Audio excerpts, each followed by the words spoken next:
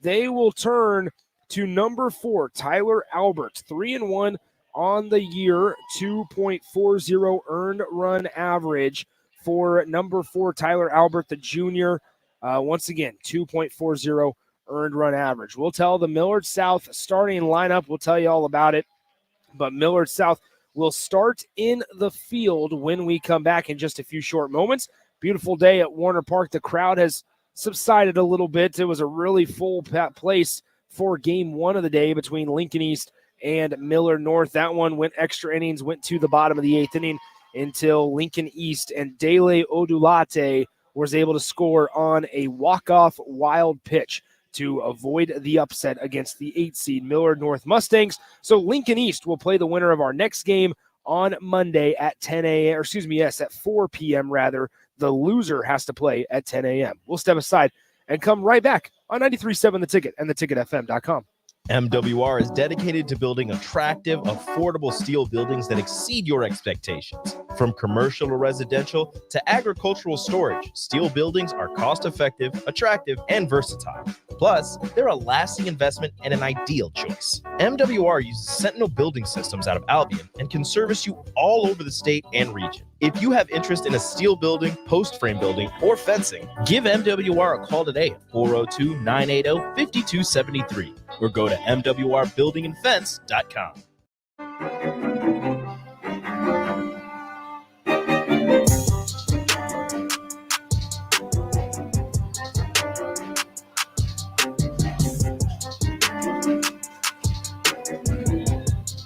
Nick Sander back with you from Warner Park as we get ready for game 2 of 2 today between Millard South and Lincoln Southwest. Let's get you rolling with the starting lineups now for the home team on the scoreboard. The Millard South Patriots, as the two coaches are meeting currently at home plate, and we're just moments away from starting here. It will be Millard South in the field to start. So the starting lineup for the Patriots, once again, 22-9 this year. We talked about the Lincoln East Spartans, 29-1. Millard South is the only team in the state this year to have beaten Lincoln East, and they did so with a 4-3 victory over the Lincoln East Spartans. For Millard South and head coach Greg Geary, he will send out these 9 guys in this order. Number 2, playing left field, Will Thomas. Number 6, playing second base, Logan Wick.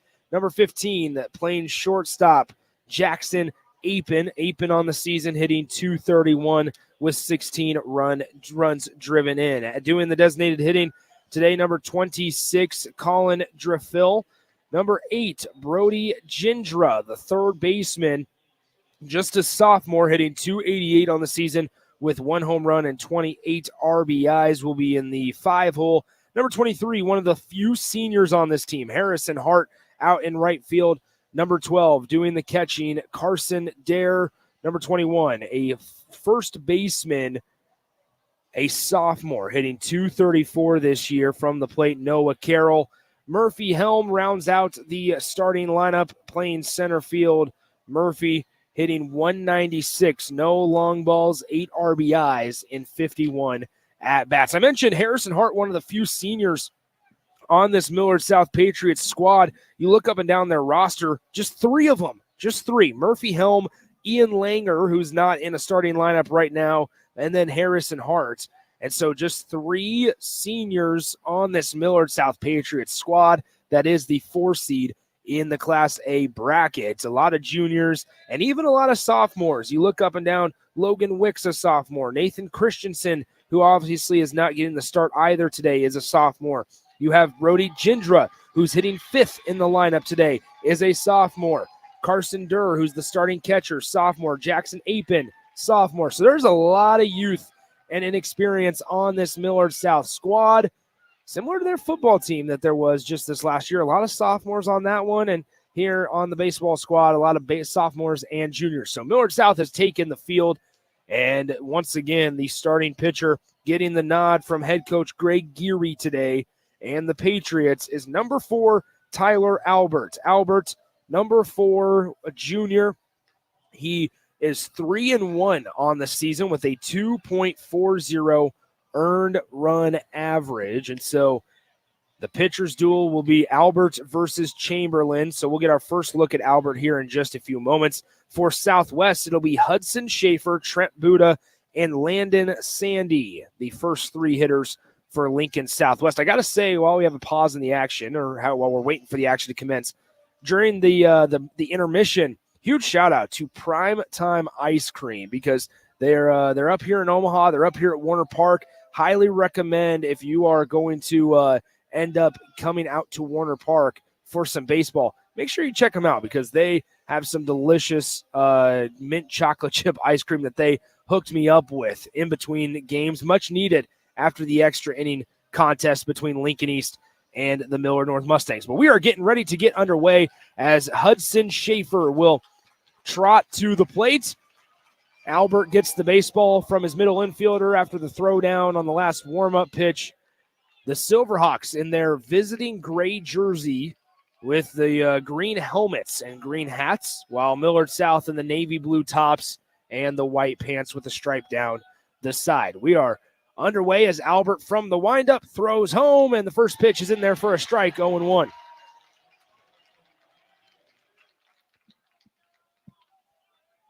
So Tyler Albert, 3-1 on the year. Second pitch, 0-1 count, is just outside for a ball, 1-1. So once again, the game that's going on currently over at Tal Anderson Field is Bellevue West and the Creighton Prep Junior Jays, after Millard West over there defeated Elkhorn South 2-1. It's a 1-2 count here to the leadoff hitter, Hudson Schaefer. Upstairs, ball 2.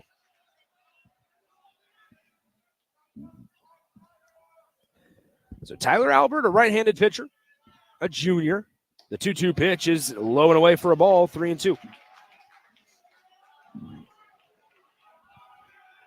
Albert working with a quick pace, gets right back up on the rubber and fires away. That pitch is on the outside corner for a strike. And Hudson Schaefer goes down looking. He started walking towards first base thinking he had just earned a base on balls. But the home plate umpire said, "Not so fast, my friend," and ushered him back to the dugout. So 1 out here in the top of the first inning, and that brings up Trent Buda. Buda getting the start in center field today, left-handed hitter. First pitch on the way is low and inside for a ball, 1-0. Buda on the season, .387 hitter, 3 home runs and 13 RBIs. He skies this one high into the left field, and it's going to be down for a hit. It gets past the left fielder for a moment, and Buda races into second base. And so that'll go as a 1-out double for Trent Buda, as that was in shallow left field near the foul line. It wasn't in danger of going foul, but it was a couple of feet off the foul line, and it was a long run for the Millard South left fielder, Thomas. So that brings up the 3-hole hitter, Landon Sandy, the catcher today, left-handed hitter, up against Albert. Buda at second base. First pitch of the at-bat is up in the grill, and it's 1-0.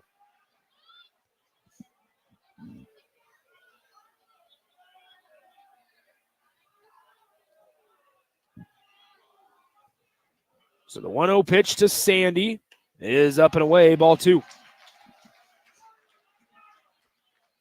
Had a nice pitching performance from both guys in our first game of the day. Carter Mick threw well. It just needed a little bit more help from his offense early in the ball game, while Obrecht had an incredible performance on game 1 for Millard North. Sandy swings and misses at the 2-0 pitch. It's now 2 balls, 1 strike, 1 out here in the top of the first inning. Buda on second base. Albert comes set, looking at Buda at second. This pitch fouled on, and it'll go to the parking lot up the third base line. 2 balls, 2 strikes, 1 out. Landon Sandy, the catcher, wearing number 9. A junior, hits .386, 22 runs driven in. Potentially his 23rd of the year, standing at second base. Albert, swing and a miss. as he blew the fastball right by him, and Albert gets his second strikeout of the day and the second out of the first inning. So now Sandy will have a conversation with Ransom, who is in the on-deck circle, telling him what to look for. And that'll bring up, once again, Caden Ransom. Ransom, the senior designated hitter today. 2 home runs on the season, 17 runs driven in 62 at-bats here in 2024.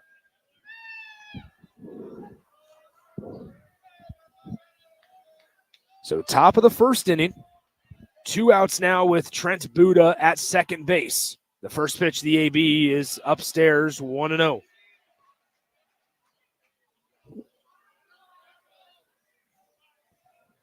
One ball, no strikes here to Ransom. Ransom hitting from the right side, facing the right arm of Albert. And that 1-0 pitch is at the top of the zone for a strike, 1-1.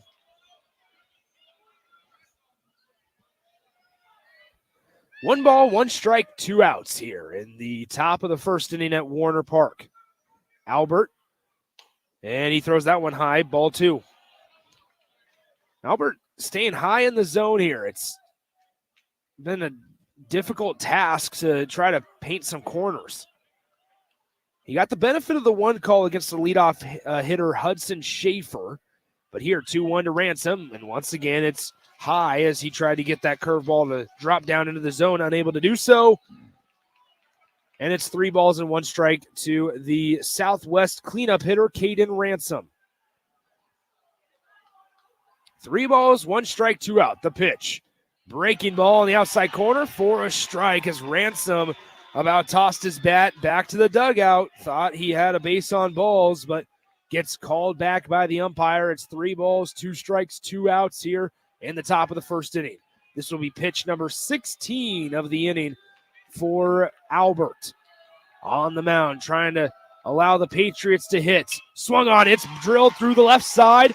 Rounding third, it's Buddha, and he will score, and the Silverhawks strike first in the top of the first inning off of Caden Ransom's RBI single. That is his 18th RBI of the season, and the Southwest Silverhawks lead 1-0.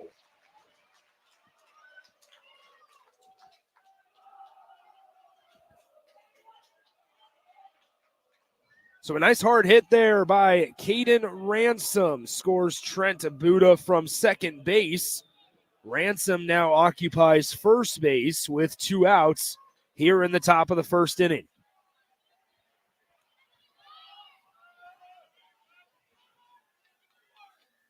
First pitch to Engelbart is swung on and missed. No balls, 1 strike. Albert quickly back to work once again. He fires, and that hits the inside corner for a strike, 0-2.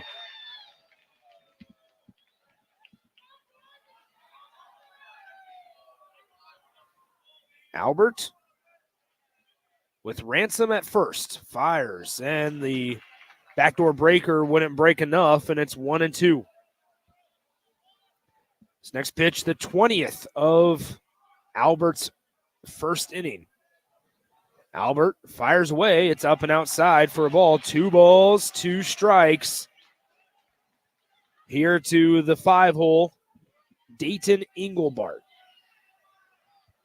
Tyler Albert picks over to first. Ransom back in time.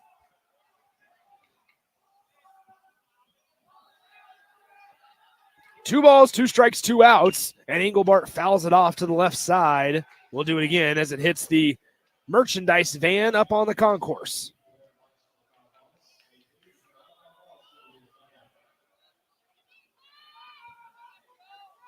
Two balls, 2 strikes, 2 outs here in the top of the first inning. Silverhawks strike first with a 1 RBI single from Caden Ransom.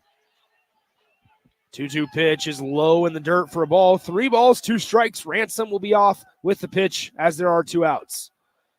Albert fires, 3-2 pitch, swung on and missed, and Tyler Albert strikes out Dayton Engelbart swinging. And that is the 3rd out of the first inning. Your score, Lincoln Southwest strikes first, 1-0. They lead over the Millard South Patriots. We'll be able to see the Patriots when we return in 60 seconds on 93.7 The Ticket. At Union Bank, people don't have your money. Your money has people. First home people, investment people, people who answer the phone and your chats, dream car people, dream retirement people, driving your dream car in your dream retirement people, small business people, credit card people, and all the other people you need. At Union Bank, our people help you do more than you dreamed possible. So stop in and say hello. We can't wait to see you. Union Bank and Trust. Member FDIC. Here you go. Coffee's on me and my new BFF. I thought I was your best friend forever. BFF like best financial friend at Members Own Credit Union. Right now, they're offering $100 when you consolidate or transfer a loan or an existing credit card balance and meet requirements. Plus, you get great rates and free advice from a financial partner that will put you first. That sounds like a match made in heaven. Members Own Credit Union is the type of bestie you can count on. Get started today at memberzonecu.org/BFF. Limitations may apply. Equal housing opportunity.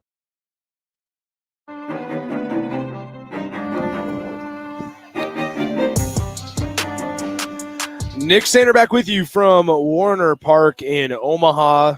Lincoln Southwest strikes first on an RBI single from Caden Ransom, but Albert, through one inning of work, has 3 strikeouts. So there you have it, as Albert did allow 1 run, but Ransom was stranded at first base. Now it's time for the Millard South Patriots to get a crack at Carter Chamberlain. 4-3 on the year, 2.40 earned run average for Carter Chamberlain. Chamberlain, a senior, once again, with that 4-3 record, 2.40 earned run average. Starting lineup for Millard South, we'll see for sure here in the bottom of the first inning, Thomas, Wick, and Apin. Apin spelled Appuhn.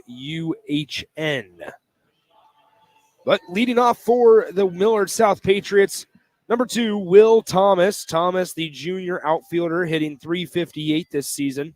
No home runs, 11 runs driven in, 28 runs scored for the left-handed hitter, number 2, Will Thomas. Thomas playing in left field today.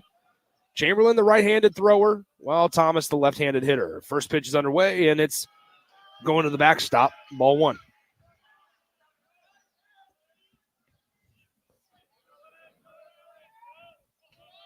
Chamberlain once again right back up on the bump, ready to go. The 1-0 delivery. Swung on, and it's a foul ball just left of the bag. It started out in fair territory, but then it started to trickle foul, and it tailed just ahead of that third base bag, foul. And so it'll be 1 ball, 1 strike here coming up to Will Thomas. 2 hits in that first inning for Lincoln Southwest. Leadoff hitter Will Thomas up at the plate now. 1-1 offering is on the top of the zone for a strike. 1 ball, 2 strikes. For the folks in the city of Lincoln listening, the 2 teams in Class A, Lincoln East, and here Lincoln Southwest. This one swung on. It's tailing towards the left fielder, and it's hauled in by the left fielder for Lincoln Southwest. Clark for out number 1 as Will Thomas goes down in 3 pitches. So that's an F7 on the books, and that brings up the 2-hole. Number 6, Logan Wick, the second baseman, sophomore.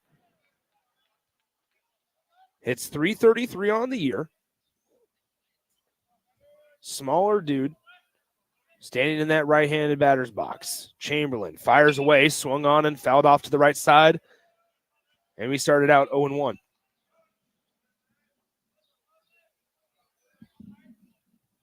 But as I was saying, in Class B, and we're going to get to see them tomorrow morning, Lincoln Northwest with an incredible story. Second year of being a program as the 0-1 offering is in there for a strike, 0-2. But 8 wins on the season, and they upset a couple of teams to make their trip to Warner a reality, and they will face number 1 Norris tomorrow morning at 9 a.m. The 0-2 pitch swung on, fouled off to the right side, so we'll do it again.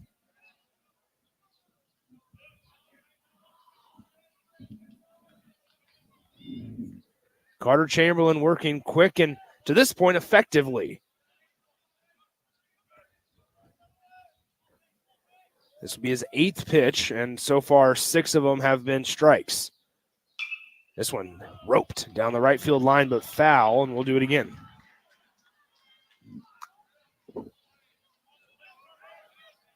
Carter Chamberlain wearing the knee-high pants with socks. No stirrups today, but he and the Lincoln Southwest second baseman Vernon are the only 2 Silverhawks in the knee-high pants. No stirrups, though, for either guy. This one grounded right on cue to Vernon. He fields it cleanly and throws it over to first for out number 2. Everybody else on the team is wearing the long baseball pants. To my knowledge, everybody on Millard South's roster wearing the long pants, though. They're not loose by any means. There's not a lot of breathing room in those babies. But now it's the 3-hole. Jackson Apin as he takes strike 1 down the center of the plate, 0-1. Apin on the season, hitting .231. And he takes strike 2 right down the heart once again. It's 0-2. Jackson, spelled Jaxson, and as I mentioned a moment ago, Apin, Appuhn. The 0-2 offering from Chamberlain as he checks his swing. Did he go? He did not, and so that is going to be ball 1, and it's 1-2 coming up to Apin.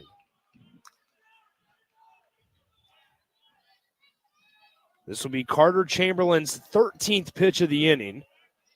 To have it go down as a quality inning, fewer than 13 pitches, and he strikes him out looking as Carter Chamberlain gets the backwards K for out number 3, and the Lincoln Southwest Silverhawks shut down the Patriots in order to close out the bottom of the first inning. When we come back, it is 6, 7, and 8 in the Silverhawks lineup, and they lead 1-0 here from Warner Park in the Class A State Baseball Tournament on 93.7 The Ticket. The weather is hot, the kids are out of school, and you're on your way to the lake and summer road trips. Are you getting to your vacation spot comfortably, or is your car letting you down? Mullen Motors Lot is full of great vehicles to take home, so you don't have to worry about your current car barely surviving another road trip. Come check out their lot just north of 48th and Layton and find your next ride for summer road trips and beyond. Mullen Motors. No tag-ons, just quality vehicles. Mullen Motors. Discover the difference that expertise and experience can make in your real estate journey with Next Ag Appraisal and Realty. Whether you need an appraisal, sales, or farm management, Next Ag comes up with a solution with your legacy and goals in mind. Next Ag isn't just their name, it's your future. So why wait? Visit their website today at www.nextagrealestate.com or give them a call at 402-380-0432 and turn your dreams into reality. Your land, your legacy, their solutions. Next Ag Appraisal and Realty.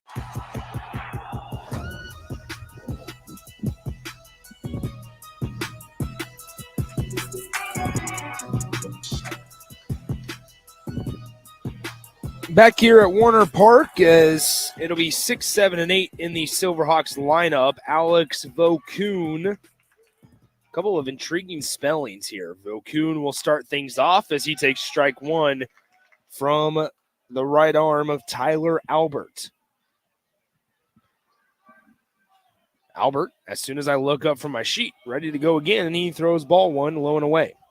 Vokoun, Vokoun. As the 1-1 pitch is low and inside for a ball, 2-1. 1-0 Lincoln Southwest. We saw an extra inning matchup between Lincoln East and Millard North just a moment ago. This one fouled off back off the net. 2 balls, 2 strikes coming up.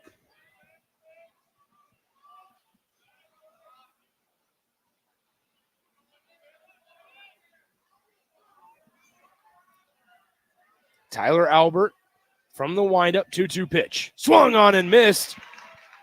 And Vokoun goes down swinging. And so now Albert has had obviously 4 outs recorded through an inning and a third. All 4 outs have been strikeouts. So now that brings up number 10, Brandon Clark, utility guy. He gets the start in left field today. Clark, a junior. First pitch on the way, outside for a ball, 1-0. Brandon Clark hitting .289. No long balls, but 5 RBIs. Just 38 at-bats this season for head coach Mitch Vernon. He fouls the 1-0 pitch back, 1-1. Albert ready to go from the windup to once again. Fires it home, and it's low and away for a ball, 2-1.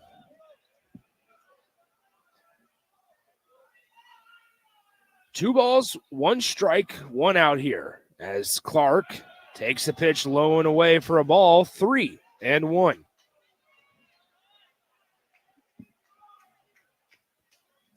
Albert right back up and fires home on the 3-1 offering, and it's low and away for a ball, and that's the first walk that Albert has surrendered. So Clark goes to first base on the base on balls. And that brings up Kaysen Seymour. Seymour hitting 8th in the lineup today. The righty-on-righty match with Clark at first base. And it's a first pitch strike to Seymour, 0-1.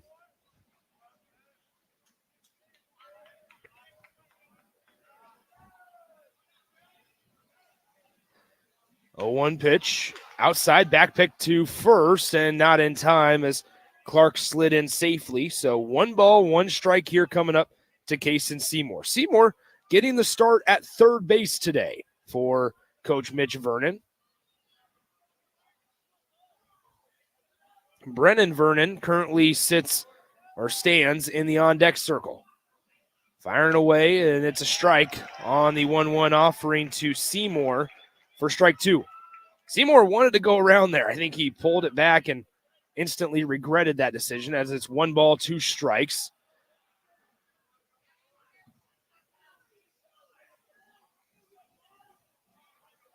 One out here in the top of the second inning. Fires away does Alberts, misses just outside for a ball, 2 balls, 2 strikes. One out here in the top of the second, 1-0 Lincoln Southwest after a Caden Ransom RBI single in the first. Albert comes set while looking at first, fires away, and another strikeout for Albert as he gets Seymour down swinging. So now that is 5 strikeouts in an inning and 2/3. All 5 outs that have been recorded have been via the strikeout. Left fielder currently has his hands on his hips going, well, I don't really have to do anything if Albert's just going to keep striking him out. As that brings up Brennan Vernon. Vernon hitting 9th in the lineup, fouls the first pitch back to the screen, 0-1. Vernon, 156 on the year, just 32 at-bats, only 5 hits all season long. Getting the start at second base today. Occupying first base is Clark, and Vernon fouls another one off to the right side. It's quickly 0-2. Albert, 3-1 on the season for Millard South, 2.40 earned run average coming into today's game. Has 5 strikeouts already through an inning and 2/3 of work. 0-2 offering is elevated. It's a fastball up and out of the zone for a ball, 1-2. Fires away, 1-2 pitch. It's going to be grounded to the second baseman, fielded cleanly on the 2-hop, and throws it over to first to close out the inning. 4-3 on the putout for out number 3, and we head to the bottom of the second inning. We'll have 4, 5, 6 coming up for Millard South. It's Gindra, Driffill, and Hart when we return in 60 seconds on 93.7 The Ticket. MWR is dedicated to building attractive, affordable steel buildings that exceed your expectations. From commercial or residential to agricultural storage, steel buildings are cost-effective, attractive, and versatile. Plus, they're a lasting investment and an ideal choice. MWR uses Sentinel Building Systems out of Albion and can service you all over the state and region. If you have interest in a steel building, post frame building, or fencing, give MWR a call today at 402-980-5273 or go to mwrbuildingandfence.com. At Union Bank, People don't have your money. Your money has people. First home people, investment people, people who answer the phone and your chats. Dream car people, dream retirement people, driving your dream car in your dream retirement people. Small business people, credit card people, and all the other people you need. At Union Bank, our people help you do more than you dreamed possible. So stop in and say hello. We can't wait to see you. Union Bank and Trust. Member FDIC.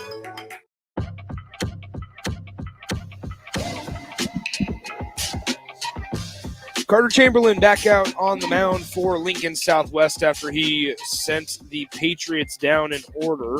1, 2, 3 in the first inning. Had just 13 pitches in that first frame. Resulted in a fly out, ground out, and then a backwards K. Now it's time for the cleanup hitter. Number 8, Brody Gindra. The sophomore hitting .288, 1 home run, 24 RBIs. He fouls the first one off, and it's quickly 0-1.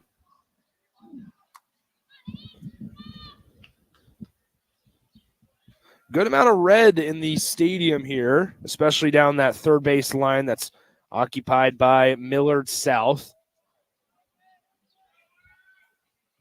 The 0-1 offering from Carter Chamberlain. It's a curveball, low away for a ball, 1-1.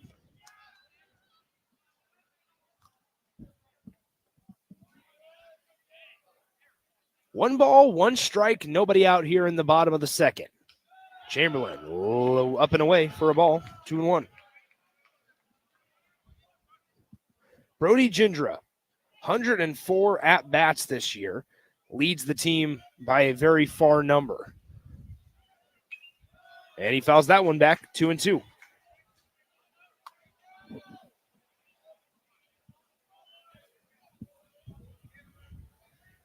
Two balls, two strikes, nobody out here in the bottom of the second inning. 1-0 Lincoln Southwest with an early lead.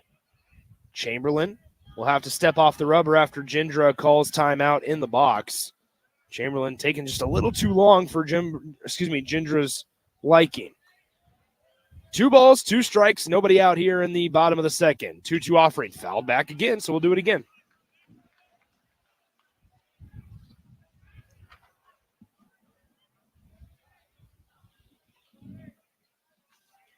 Winner of this one gets Lincoln East on Monday at 4 p.m. Loser faces Millard North on Monday at 10 a.m. This one swung on and fouled off to the right side. Next pitch will be the 20th of the day for Carter Chamberlain. Wind's picked up a little bit. Got some sheets flying around up here. 2 balls, 2 strikes. Gindra fights it off and, in fact, hits the press box, but we'll do it again at 2 balls, 2 strikes.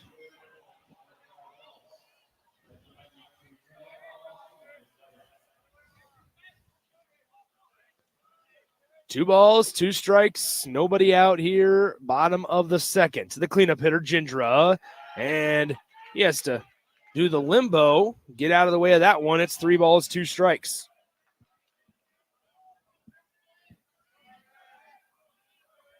This will be the 8th pitch of the at-bat against Brody Gindra. Chamberlain delivers, and it drills Gindra just above the numbers on the back. And he looks back to the dugout and tries to pump up the guys, but he will take first base. So Gindra will go ahead and trot on down to first base, and that brings up the 5-hole. The designated hitter today, number 26, Colin Driffle.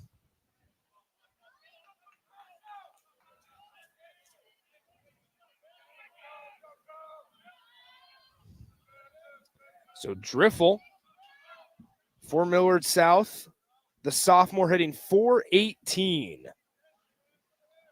Chamberlain fires, and it's a strike, 0-1.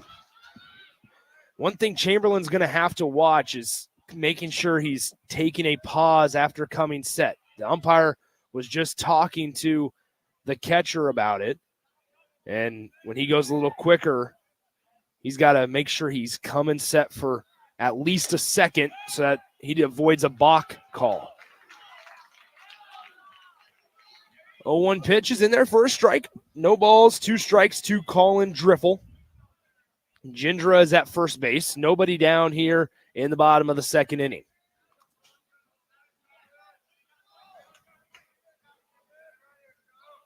Chamberlain comes set while looking back at first. The right-handed thrower takes a breath, fires home 0-2 pitch, and it's fouled up over the top of me. And we'll do it again at 0-2.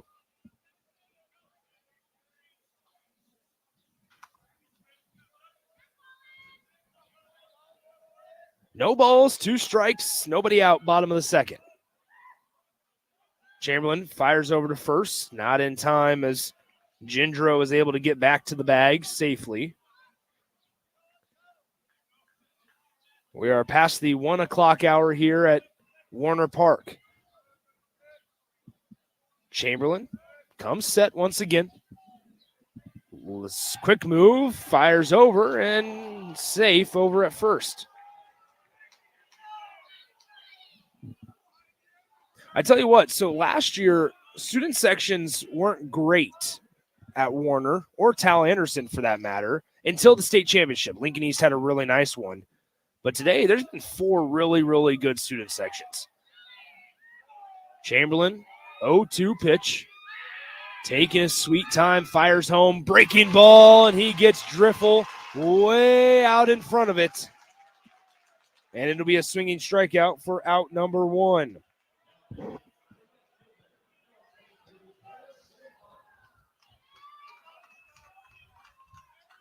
There are 6 rows deep of Millard South students and about 7 rows deep of Lincoln Southwest patrons here as well. 1 out here in the bottom of the second. 1-0 your score, Lincoln Southwest with a run advantage. Chamberlain comes set, fires over to first, and he is picked off as Chamberlain continued to kind of just toy with Gindra. Gindra felt more comfortable. You could tell that Gindra had gotten about a half a step farther off of first base. And instead of, we've seen Chamberlain use both the step off the rubber and fire over to first, but then that time he used the quick switch of the feet to fire over to first base. And Gindra had all of his weight on his right foot, his foot closest to second base, and he didn't stand a chance on the pickoff for out number 2. So that, once again, now is Harrison Hart up to bat. Hart, one of the lone seniors on this team. He takes strike 1 down the middle, 0-1. The 0-1 pitch, grounded to the shortstop, fielded off the 2-hop, over to first, and there it is for out number 3 of the inning on the 6-3 putout. And that will do it. So we go to the top of the third inning with Lincoln Southwest leading 1-0. It'll be the top of the order when we come back. Hudson Schaefer, Trent Buda, and Landon Sandy all due up for Lincoln Southwest and head coach Mitch Vernon when we return in 60 seconds on 93.7 The Ticket. Your home is your empire. Protect it with Empire Fence. Get a free instant quote with the online estimating tool at empire-fence.com. See an upfront estimate with no hidden fees. An Empire Fence can provide privacy and improve the appearance of your home. Keep kids and pets in or out of your yard. Increase security and add value to your property. Visit empire-fence.com now to view the stylish and maintenance-free possibilities for your home and get a free instant online quote. Let Empire Fence protect your empire. The weather is hot, the kids are out of school, and you're on your way to the lake and summer road trips. Are you getting to your vacation spot comfortably, or is your car letting you down? Mullen Motors Lot is full of great vehicles to take home, so you don't have to worry about your current car barely surviving another road trip. Come check out their lot just north of 48th and Layton and find your next ride for summer road trips and beyond. Mullen Motors. No tag-ons, just quality vehicles. Mullen Motors.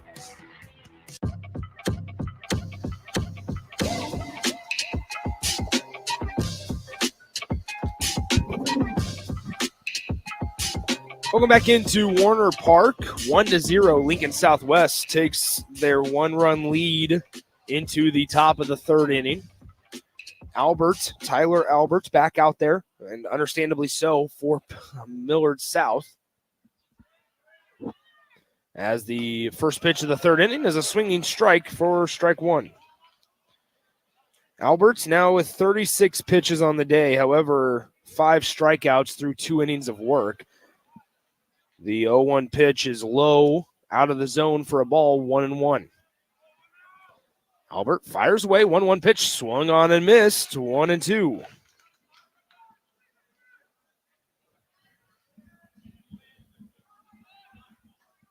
So 1 ball, 2 strikes, just off the outside part of the plate for a ball, 2-2.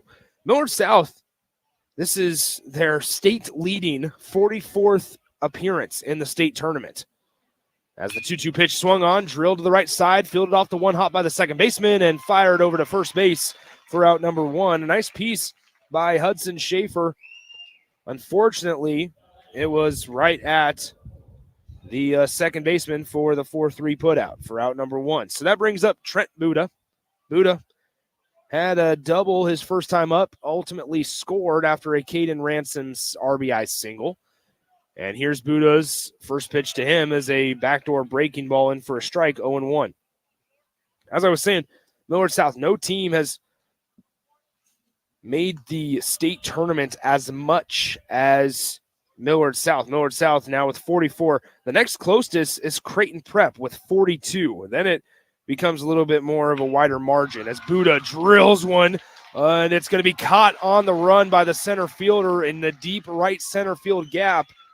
We'll get back to that in a moment, but Trent Buda put a nice piece on that one. It was just flown out to the center fielder for out number 2. Brings up Landon Sandy, the catcher, struck out swinging for out number 2 back in the first inning. The left-handed hitter wearing number 9 doing the catching today. But as I was saying, Creighton Prep has been to the state title tournament 42 times. Next closest then, third, is Omaha West Side, then Lincoln Southeast with 34, and then you get down to the 20s there. However, Creighton Prep does have 12 state titles, while Millard South, through their 44, this season is their 44th, through 43 appearances, has 8 state championships. So 1 ball, 1 strike here to Sandy. Sandy watches a curveball low in the dirt for a ball. 2 balls, 1 strike to Landon Sandy.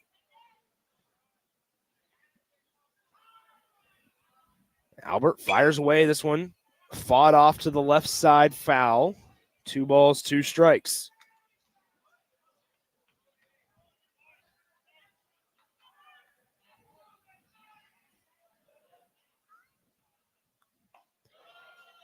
Two balls, 2 strikes, and that pitch low and inside for a ball. 3 balls, 2 strikes, 2 outs. Sandy, once again, struck out swinging on a 2-2 pitch in the first inning, and here watches strike 3 on the inside corner, and Albert stares him down on the way back to the southwest dugout as he gets him for the second time, this time looking for out number 3. Albert, through 3 innings of work, now has 6 strikeouts. And now it's time for Millard South to get the bats rolling as they are trying to chip away at Carter Chamberlain on the mound. We'll see Carter Chamberlain when we come back in 60 seconds as Millard South will send 7, 8, and 9 hitters to the plate as we enter the bottom of the 3rd inning. Here from Warner Park on 93.7 The Ticket. Here you go. Coffee's on me and my new BFF. I thought I was your best friend forever. BFF like best financial friend at Members Own Credit Union. Right now, they're offering $100 when you consolidate or transfer a loan or an existing credit card balance and meet requirements. Plus, you get great rates and free advice from a financial partner that will put you first. That sounds like a match made in heaven. Members Own Credit Union is the type of bestie you can count on. Get started today at memberzonecu.org/BFF. Limitations may apply. Equal housing opportunity. At Union Bank, people don't have your money. Your money has people. First home people, investment people, people who answer the phone and your chats, dream car people, dream retirement people, driving your dream car in your dream retirement people, small business people, credit card people, and all the other people you need. At Union Bank, our people help you do more than you dreamed possible. So stop in and say hello. We can't wait to see you. Union Bank and Trust. Member FDIC.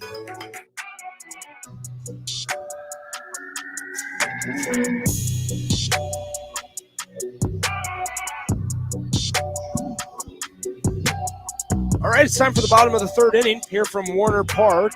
1-0 your score. Lincoln Southwest leads over the 4 seed, Millard South Patriots. Lincoln Southwest, the 5 seed. So not much difference between these two squads. One 22-9 and the other is 18-9.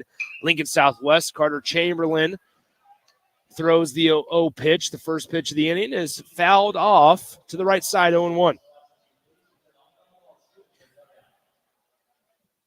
Up here for Millard South is Carson Dares, sophomore catcher, as he watches strike 2, 0-2 quickly, as Carter Chamberlain quickly back to work for the Silverhawks.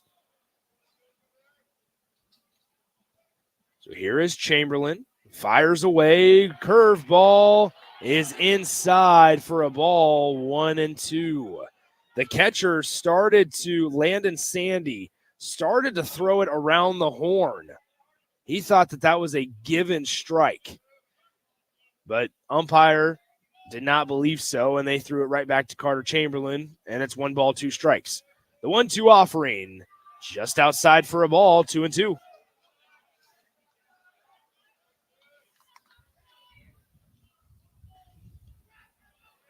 Two balls, 2 strikes, nobody out here in the bottom of the 3rd inning. 1-0 your score. And that breaking ball is upstairs for a ball, 3-2. A little bit of chirping from the Southwest dugout. Chamberlain fires away on the 3-2. Swung, hit hard and through the gap to the right fielder, and that'll be a base hit for Durr as he gets the Patriots' first hit of the ball game off of Carter Chamberlain.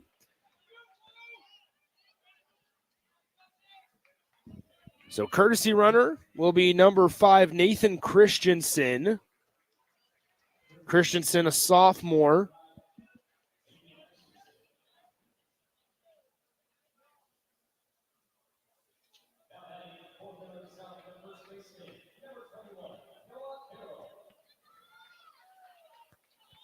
So that brings up Noah Carroll. Noah, a sophomore, hitting .234, 8th in the Patriots lineup today. Chamberlain comes set with Christensen, the courtesy runner, at first base. And the first pitch to Carroll is upstairs for a ball, 1-0. Courtesy runners for the folks just can only be used for catchers or pitchers if they choose to hit in the lineup, but very seldom are the pitchers hitting. Most of the time there's the designated hitter for you. But it allows Durr to just continue to play in the field without having to officially check out. Only 1 courtesy runner per team, per game. And like I said, only on a catcher. Quick pick over to first base, not in time. Christensen gets back to where, let's say, hypothetically speaking, Carroll, who's playing first base, needed a substitute runner, then it would have to be qualified as a pinch runner. And at the high school level, you can re-enter, but at other levels, you cannot. Breaking ball, runner goes, throw is high, and Christensen slides in safely to second base. So that's a stolen bag for Nathan Christensen. And back here at home plate, it's 2 balls and 1 strike to Noah Carroll. Sandy, quick meeting with Carter Chamberlain. They had to switch up some signs there. They switched the wristband that Carter Chamberlain is going to get.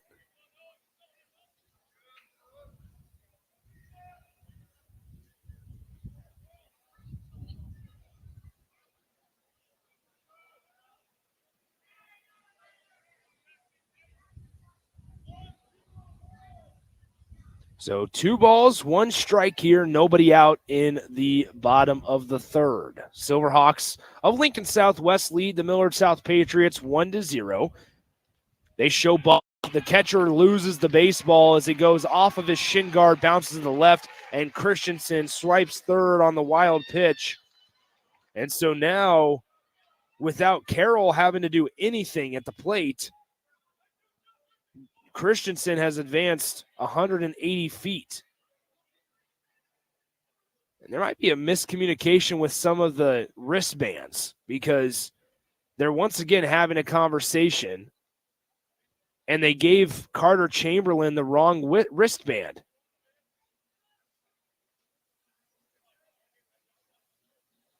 So Lincoln Southwest having some issues here, as now it seems like they may have gotten it figured out.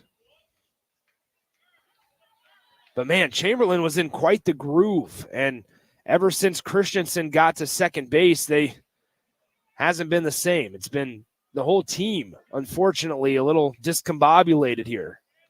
1-0, Silverhawks lead with Christensen 90 feet away from tying this one up. Chamberlain with a 3-1 offering, lifts the left leg, fires home, swung on, and it's fouled off. That will reach the seats and make the count full at 3-2.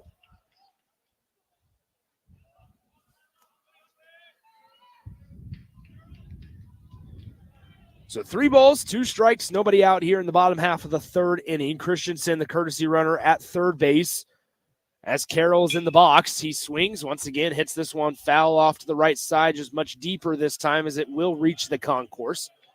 They don't have the outfield areas open here during the state tournament. Just the smaller section of the concourse, just a couple of concession stands are open here.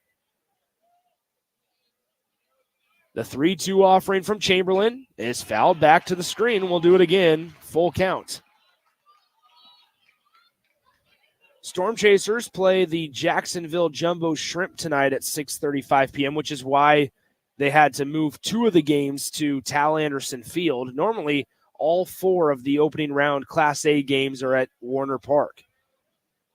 Chamberlain, 3-2 offering to Carroll. Swung on, drilled through, and that's a base hit that will tie the game. And Carroll will round first, but then retreat on back, and we have a tied ball game at 1 apiece, as Chamberlain left that one just a little too much in the zone, and Carroll made him pay with a nice line drive up the middle for an RBI single.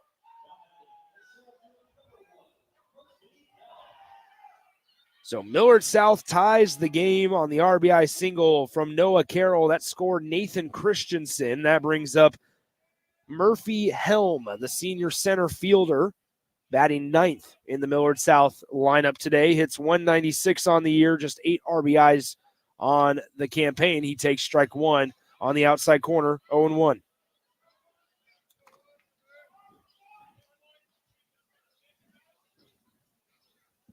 So after a stolen base and then a wild pitch, Christensen was able to advance to third, and then on a nice base knock by Carroll, end up scoring. 0-1 offering is outside, ball 1. 1 ball, 1 strike. Nobody out still here in the bottom half of the third.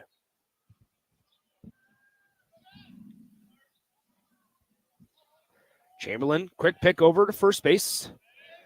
No tag was applied because Carroll got back in plenty of time. Murphy Helm, the 9-hitter in this Millard South lineup, then we'll turn it back over to the top of the order. And Will Thomas, who's standing in the on-deck circle. Bunt back to the screen. Unable to get it down. It's now 1 ball, 2 strikes to the 9-hole Murphy Helm.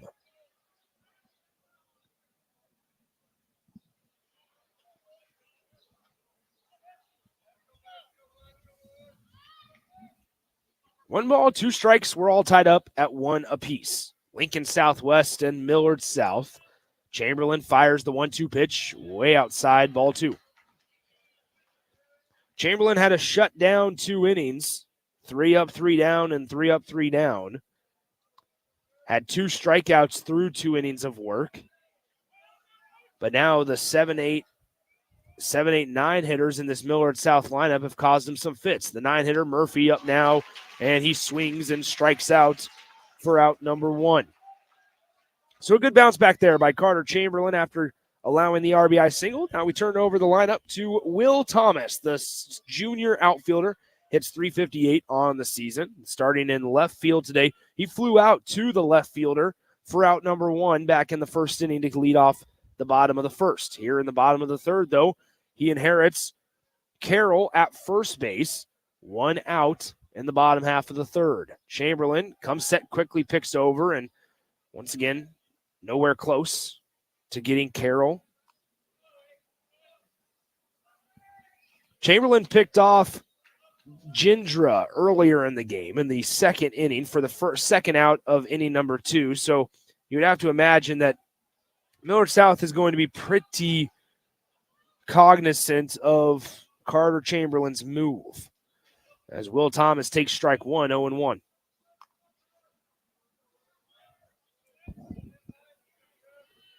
No balls, 1 strike, 1 out. 1-1. Lincoln Southwest scored a run in the first, and now Millard South in this half inning has scored another one. Chamberlain picks over again, and same result.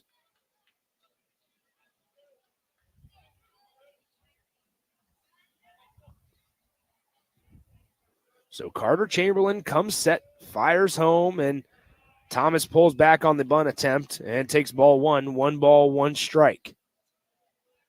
Logan Wick in the on-deck circle. Wick, .333 hitter.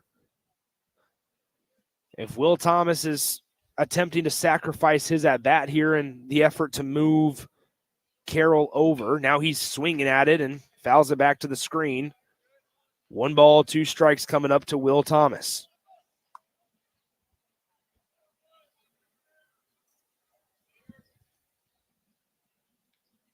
One ball, 2 strikes, 1 out here in the bottom half of the third. Chamberlain coming set with Carroll at first base. Thomas the hitter, and he gets drilled in the right calf. So the left-handed hitter, Thomas, had to turn in back to the catcher.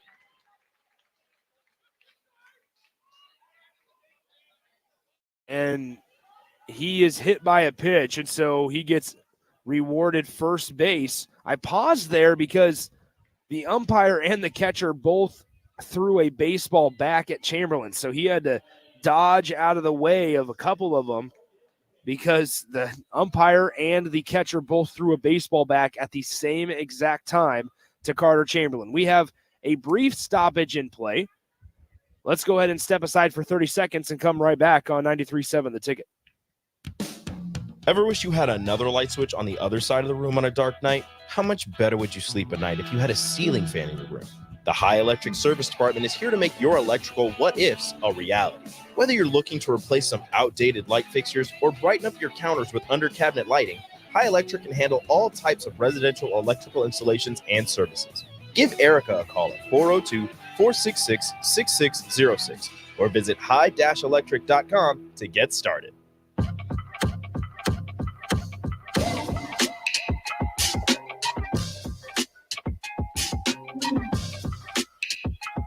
Nick Sander back with you, Warner Park here after the mound visit. Carter Chamberlain faces Logan Wick in the batter's box. .333 hitter, 9 RBIs.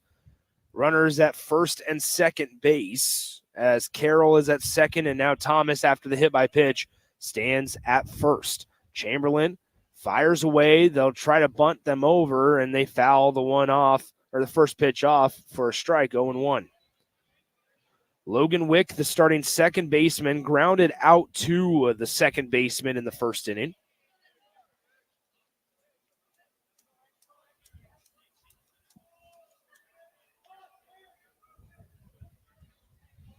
So Chamberlain comes set, looking back at Carroll at second. Now this bunt directly to the pitcher. He'll turn third place, and that's out number 2.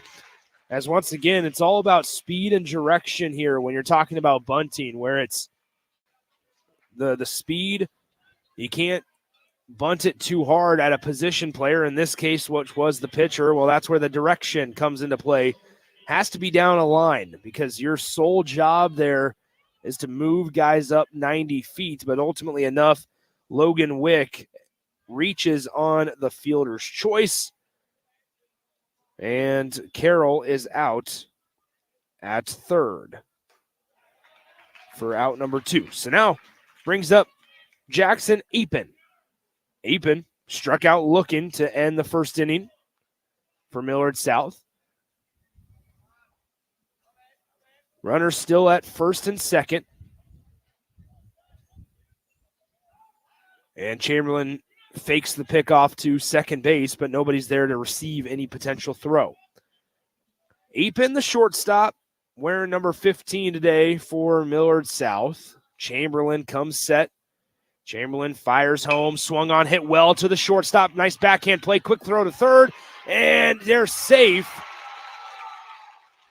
As that was the shortstop for Lincoln Southwest, Hudson Schaefer's only play. His momentum was taking him to his right in through the 5-6 hole. It was a good job by Kaysen Seymour of being at third base. A lot of times, third baseman, or in that situation, whoever is at the bag can get kind of lackadaisical to where they kind of just are off in their own world. They don't think they're involved in the play. Nice job by Seymour of getting to third base to at least give it a chance to have a play.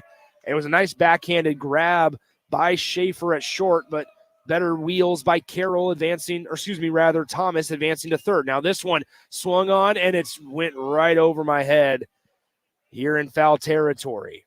So Apen, they're going to call that a base hit.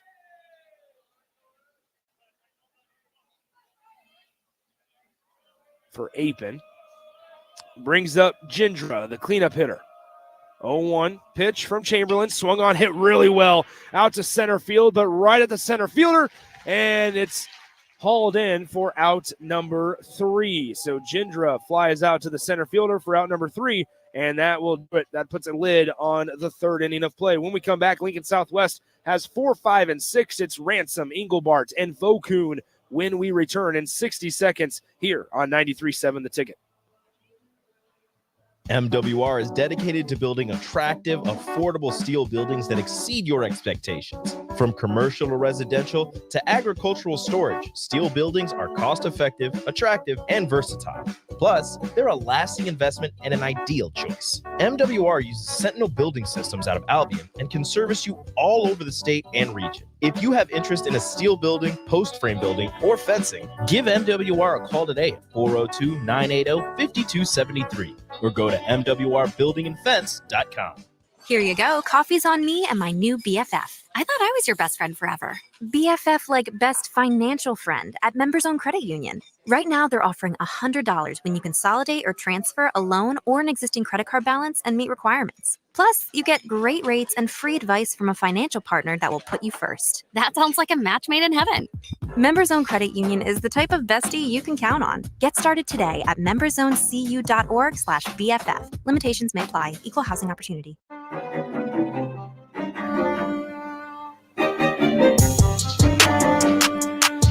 Tyler Albert back out there for Millard South here in the top half of the 4th inning. Albert's through 3 innings of work, 6 strikeouts, 1 run allowed, 2 hits allowed as well. It'll be Caden Ransom up first. He had an RBI single back in the 1st inning, and he fouls off the first pitch from Albert, 0-1. Ransom, the designated hitter today, either DH or catcher is Caden Ransom today, doing the DH role. As the 0-1 pitch is just outside for a ball, 1-1. Engelbart is on deck, the right fielder. Vokun, the first baseman, is in the hole. Albert, the 1-1 offering, is just outside as well. 2 balls, 1 strike. It's gotten a little chillier here at Warner Park as Albert fires away. That one's in the zone for a strike off the outside corner, in the inside corner for strike 2. 2 balls, 2 strikes, nobody out here to the leadoff batter in the 4th inning, Caden Ransom. Albert fires home, and Ransom checked his swing. Did he go? They're not going to allow him to check.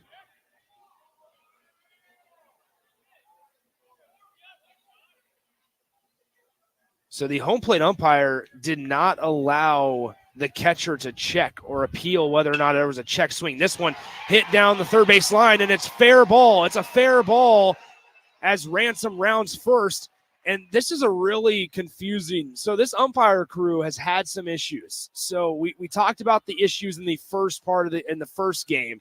That third base umpire initially ruled that it was a foul ball. He initially ruled that it was a foul ball, then changed his call to go fair ball. As it was a fair ball, it bounced over the bag, but the issue is that the left fielder stopped running. The left fielder stopped running towards that baseball. Ransom is at first base, but there's a chance that with the initial call being a foul ball, they have to call it back and do it all over again. So this umpiring crew has had a tough couple of hours here, as the crew chief and the home plate umpire and the third base umpire are having a conversation. They have 4 umpires for this game, for these state tournament games, I should say. And that time, the third base umpire, like I said, I have a direct line down third baseline here. And the third base umpire initially ruled, and he kind of doubled down on it, flashed his arm twice saying foul ball, and then switched his body and said fair ball. And instantly the Millard South dugout goes, wait a minute, which one is it? Because our guys stopped running. Now, certainly you could say and argue, well, don't stop running, play it through the echo of the whistle or the call in this case. But they're going to have a conversation. I think they may just say that he made a mistake and Ransom stays at first. Umpire, or the head coach, Greg Geary for Millard South, is saying, I don't care if you made a mistake. It was your initial call. So thankfully, there would be a bigger issue, I think, if Caden Ransom ended up going to second base. He stayed at first base. So it's just a single for Caden Ransom. But nonetheless, there you have it. They're going to allow Ransom to stay at first base. Just a general mistake for the third base umpire. And that brings up Dayton Engelbart, the right fielder, number 17 for Lincoln Southwest, comes up. Caden Ransom at first base. We're all tied up at 1 run apiece. Albert fires. They'll try to bunt this one. It goes into foul territory, but it's caught in the air by the third baseman for out number 1, as Gindra was able to snag that bunt out of midair. So Engelbart can't do his job. He flies out to the third baseman on the scorebook for out number 1. That brings up Alex Vokoun. Vokoun struck out swinging in the second inning to lead off the second inning.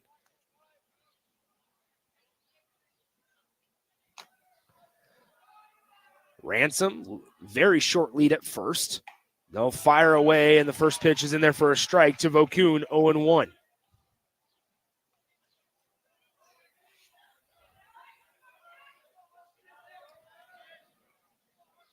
No balls, 1 strike, 1 out. This one swung on and fouled back to the right side. No balls, 2 strikes. Vokoun getting the start at first base today. Ransom at first base, leading off for Southwest in their gray uniforms. The 0-2 pitch.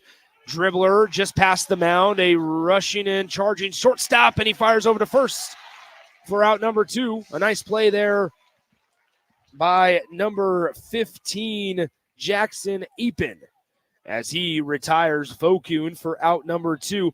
On the fielder's choice, Ransom does advance to second base, and so Vokoun on the 6-3 putout, with Brandon Clark coming up to hit, has a runner, and Caden Ransom at second base, and 2 outs here in the top half of the 4th inning.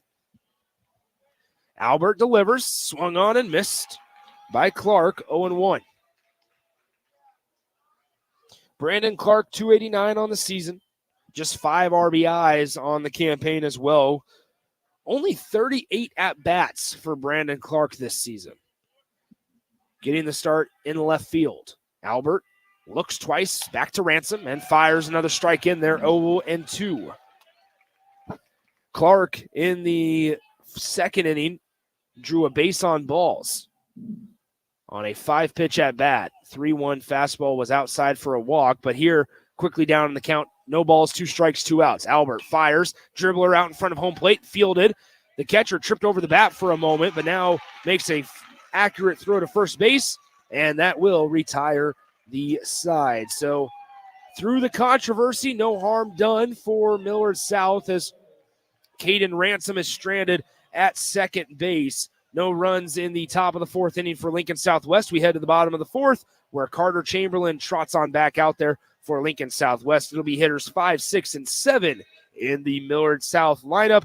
Driffel, Hart, and Durr all due up for the Patriots in the home half of the fourth. We'll come back in 60 seconds and bring the action to you from Warner Park on 93.7 The Ticket. At Union Bank, people don't have your money. Your money has people. First, home people, investment people, people who answer the phone and your chats, dream car people, dream retirement people, driving your dream car in your dream retirement people, small business people, credit card people, and all the other people you need. At Union Bank, our people help you do more than you dreamed possible. So stop in and say hello. We can't wait to see you. Union Bank and Trust. Member FDIC.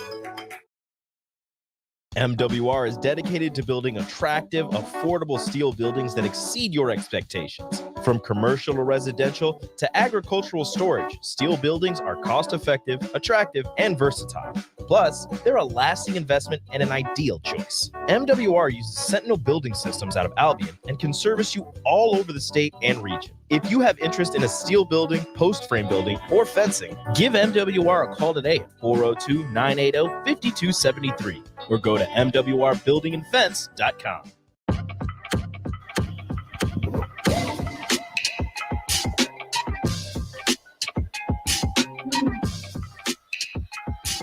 Nick Sinner back with you from Warner Park as we enter the bottom half of the fourth inning. 1-1 the score between Southwest and Millard South. Millard South coming up to the plate as it is Driffel, the designated hitter, and he gets almost hit. I thought he was going to get drilled, but nonetheless takes ball one up and in, 1-0. Driffel struck out swinging for out number one in the second inning. Here is the 1-0 pitch. Breaking ball froze him. 1 ball, 1 strike.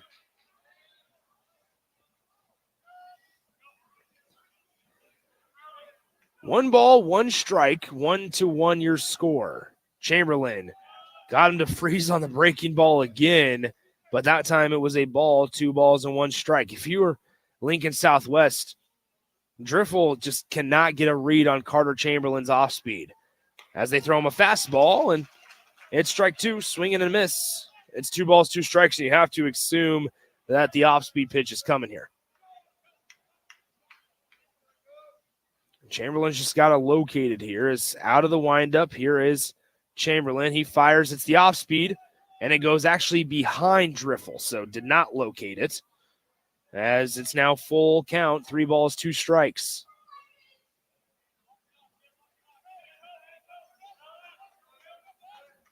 Driffel, the designated hitter, hitting .418 on the season. Chamberlain fires. Breaking ball skied high right in front of the pitcher's mound, and Chamberlain collects it for out number 1. That was another breaking ball. They elected to go 3-2 breaking ball there. And Chamberlain worked it back to the inner part of the plate.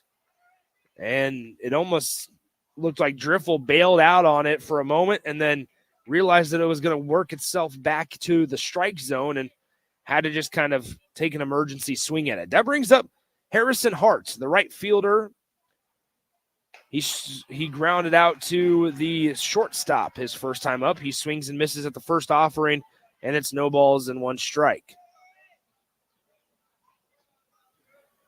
Chamberlain from the windup fires home, swung on, nice piece out to right field, but it will be caught on the run by the right fielder, Dayton Engelbart, for out number 2 in the 4th inning. Carson Durr, who had a single last inning in the 3rd, he ended up, or I should say his courtesy runner ended up coming around to score. Had a single, though, in the 3rd inning to get the whole run started. No balls, no strikes, first pitch of the AB.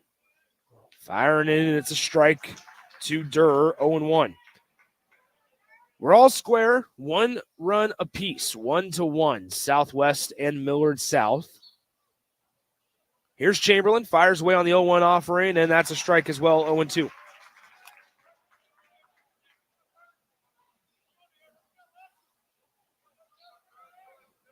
So Carter Chamberlain ahead in the count. No balls, 2 strikes. And this one's fouled back over my head.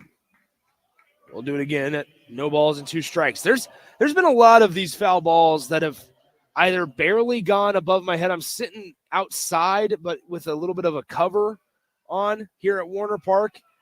I'm not in a designated press box per se. So there's been a lot of these, though, that have barely scraped over this covering that's covering my head from any sun or rain potential.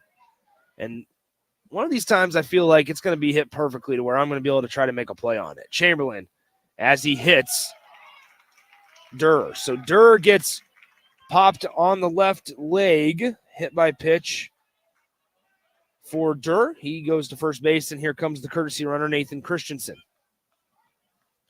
So that's frustrating if you are Carter Chamberlain. You had Durr down in an 0-2 count, and you felt like you had the upper hand on the AB. And unfortunately, because of the inability to locate, allowed a free pass on a hit by pitch.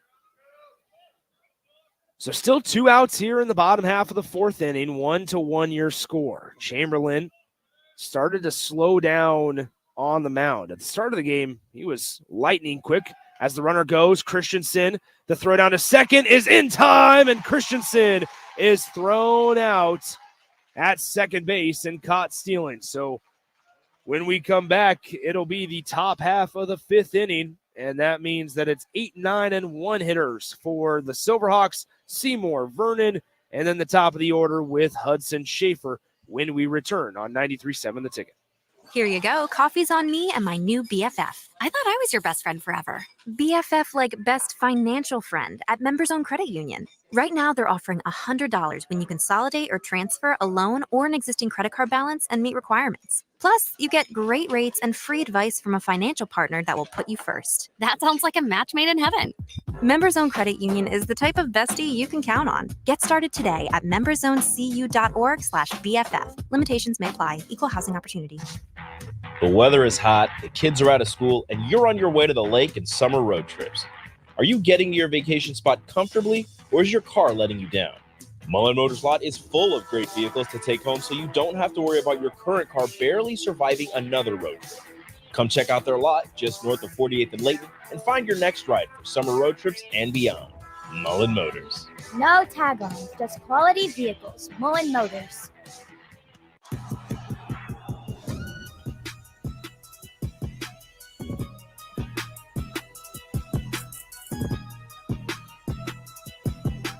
Nick Sander back with you from Warner Park in Omaha, as we'll have Class B action coming your way tomorrow. Austin Orman is actually going to join me for the first game of the day between Norris and Lincoln Northwest. Then Waverly and Beatrice to follow that one. So back here, it's the top of the 5th. First pitch is a strike from the right arm of Tyler Albert. Kason Seymour, the hitter for Lincoln Southwest, from the right-handed batter's box, swings and fouls this one off to the right side. It's quickly 0-2. Albert, after starting with quite a few strikeouts, 5 in his first 2 innings of work, has had just 1 in his last 2, as that pitch is outside for a ball, 1-2. I understand the amount of ridiculousness that comment just was, but still, when you started out, you struck out the first 3 outs in the first inning, and then the first 2 outs. Your first 5 outs of this game were all strikeouts, and then now in the next 7 outs to have just 1 is pretty remarkable. So after 2 or 3 consecutive balls, it's now 3 balls and 2 strikes.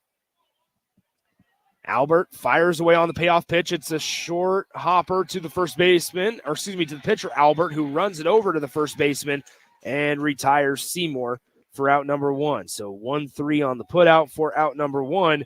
And that brings up number 21, Brennan Vernon, the sophomore, hitting 156 on the season, 5 hits and 32 at-bats. He grounded out to the second baseman for the final out of that third inning. He was the first hitter in the Southwest lineup to not get out via a strikeout.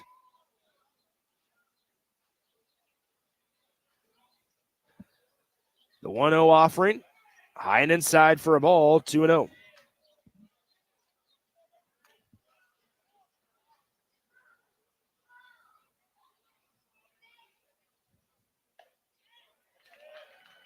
The 2-0 offer in there for a strike, 2 balls and 1 strike. Albert quickly going to work. The 2-1 offering is up and away for a ball, 3-1. Albert coming into the game, I should say, on the year, 3-1 record, 2.40 earned run average. The 3-1 pitch is a strike on the outside corner, 3 balls, 2 strikes.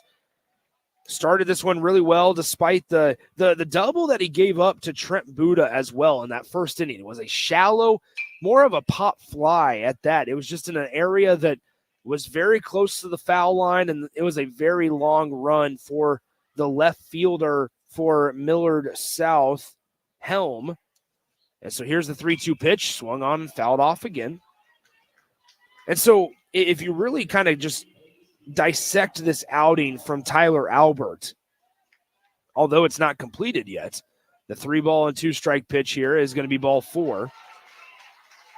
But going back to that is the only hard hit ball that he's truly allowed has been that RBI single off the bat of Caden Ransom on a 3-2 payoff pitch.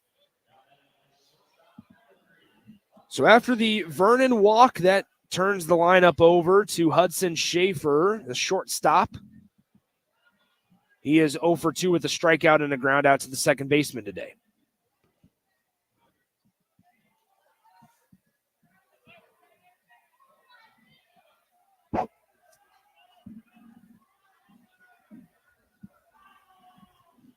First pitch, skied high, foul. We're all tied up at 1 apiece. It's been somewhat of a pitcher's duel here through 4 innings of play. This game started quite a bit later than originally scheduled. The first game of the day, Lincoln East and Millard North went into extra innings. Albert fires home, and no one offering is outside for a ball, 1-1. Lincoln East won on a walk-off wild pitch against Millard North. Millard North went into the bottom of the 7th inning, leading 4-2. And Lincoln East just didn't go away. They tied it up in the bottom of the 7th and ended up winning on a walk-off wild pitch in the bottom of the 8th inning. 1 ball, 2 strikes, 1 out here in the top half of the 5th inning. Tyler Albert comes set, fires home, breaking ball, ground to the third baseman. Caught, he slips, and he's not going to have a play over at first base. And so the third baseman for Millard South, that is Gindra, Brody Gindra, he had to backpedal and kind of retreat to grab that one in a favorable position. And by the time he did, he kind of slipped on his way up trying to plant his feet, and he ended up not being able to get there in time. So that will be ruled a hit for Schaefer. That brings up Trent Buda, and Buda has a double today. Runners on first and second for Lincoln Southwest. The pitch swung on and fouled back, 0-1.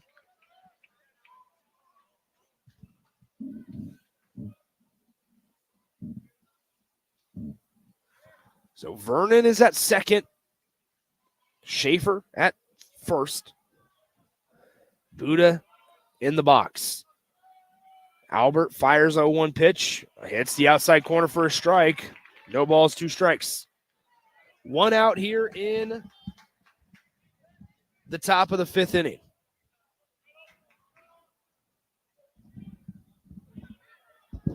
So Albert fires away, 0-2 pitch. Bounces in front of the plate. Nice stop by the catcher there, Durr, as he was able to keep it in front of him, and Vernon at second base.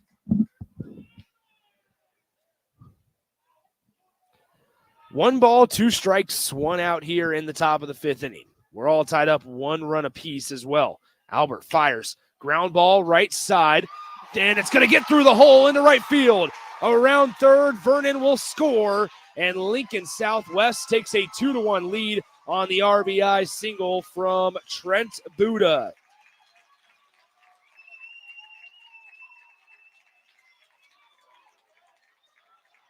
On the play, Schaefer advances to third. And as I mentioned, Vernon will score.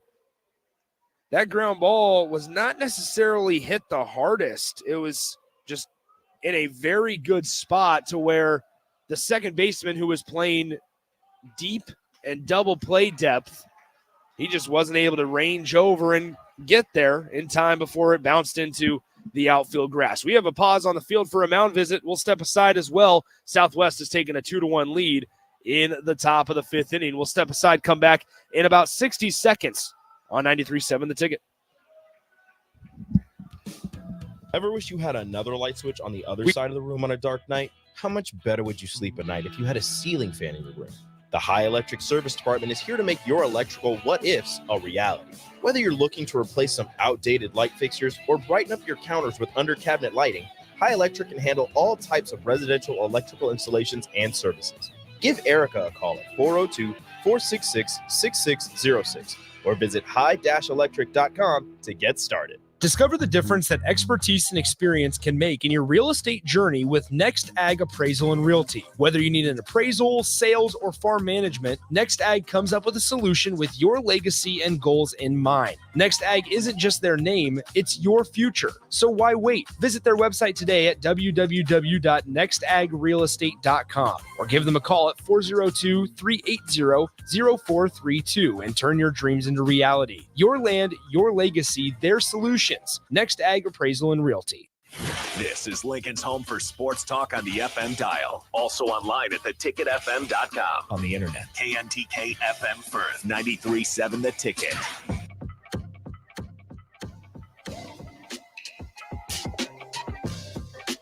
So here with 1 out in the 5th inning, we have a pitching change, our first pitching change of the day. Tyler Albert's day is done. Brant Smith will come on to relieve Tyler Albert. Brant Smith, a junior, 7-2 on the season, 3.44 earned run average. The book to this point, while Albert will be responsible for Schaefer at third and Buddha at first, the current stat line for Tyler Albert, 4 1/3, 5 hits allowed, 6 strikeouts, 1 walk, and to this point, 2 earned runs. No errors for either side in this game to this point.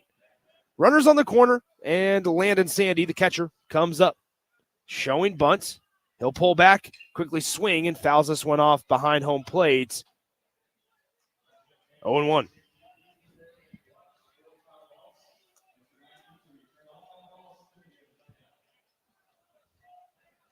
No balls, 1 strike, 1 out here in the top half of the 5th inning. Lincoln Southwest has added 1 as we have a bunt down the first base line, but it goes foul. Sandy trying to bunt down the first base line, a safety squeeze. You don't see the suicide squeeze very often anymore, understandably so. Difference, obviously, suicide squeeze is that the runner at third breaks with the pitch. Safety is, that once again, it's that speed and direction piece. You have to read whether or not you want to go on that bunt, which most of the time, if the hitter does his job, you're going to be able to score a run out of it. Sandy swings. It's a short dribbler out in front of home plate. The catcher looks back the runner to third, and a great defensive play. And now they're going to call a foul ball. The third base umpire is going to call a foul ball. The third base umpire was all the way back behind third base. Don't forget, there's a little bit of an obstructed vision here. It hit the plate, and the players are saying that it hit the plate, and they're pointing to the print. They're pointing to the baseball print right in front of home plate that it hit off of. The umpire just covers it up with his foot. The umpire covers it up with his left foot and says, "No, I don't see anything." Now, head coach Greg Geary is going to have a conversation with him, and now they'll call the other umpires out as well. So a little bit of controversy once again here at Warner Park as they have some decisions to make. They're having all four guys, umpires, come out for this meeting. It did not look like it clipped a piece of Landon Sandy in the box. Looked like it hit off of the plate. It was a really nice play by Durr, the catcher. But they're going to say that it was a foul ball. Nice play, though, ultimately by Durr, the catcher, as he kind of had to reverse his feet, look the runner back at third base, then made an accurate throw to first base for the out. But ultimately, it is a foul ball, and it'll be an 0-2 count to Landon Sandy. So Smith with it on the mound, comes set. The runner at first goes, and they won't even throw it down to second base on the ball. So Buddha advances.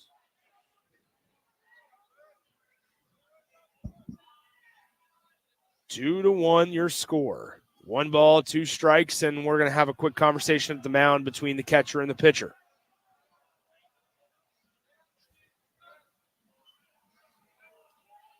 One ball, 2 strikes, 1 out. Between Millard South and Lincoln Southwest. Southwest trying to add on to their lead. Sandy will swing and foul it off to the right side, and we'll do it again.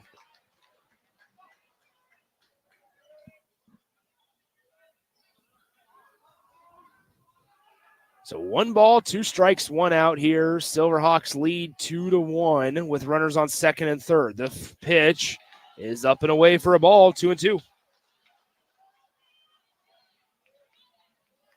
Schaefer at third, Buddha at second. Buddha had that RBI single to drive in Vernon and give the Silverhawks the 2-1 lead. Smith's pitch, low and away for a ball, 3-2.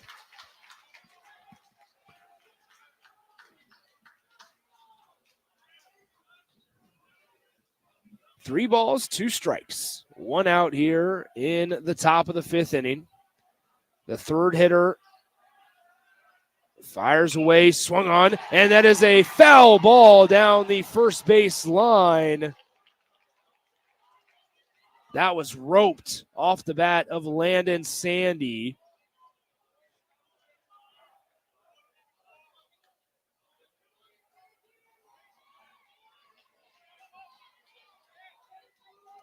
So we'll do it again at 3 balls and 2 strikes.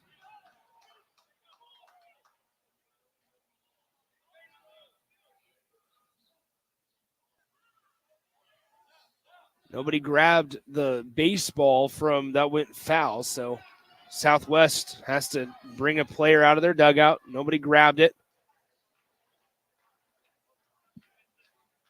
So now they do, and we're ready to play some baseball again. They had to pause also because Southwest was flashing signs that Millard South was giving while at second base. So they had to switch up some signals as well. 3 balls, 2 strikes, 1 out here in the top of the 5th inning. Runners at second and third.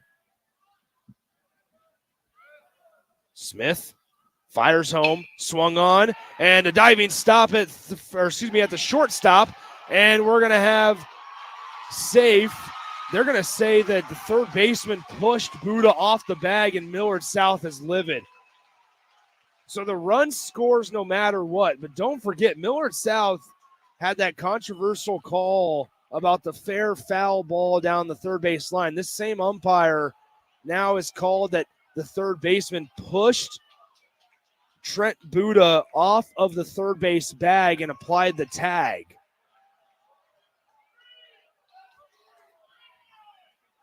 And Coach Greg Geary storming back to the dugout. But nonetheless, Landon Sandy does the job, bounces it left side. He ends up getting an RBI single out of it. Buddha advances to third, and Schaefer ends up scoring. So now, current situation, runners at the corners. Geary, the head coach for Millard South, still in the ear of the umpires. It is 3-1. Lincoln Southwest with a 2-run lead over Millard South. We're going to have a courtesy runner at first base for the catcher, Sandy.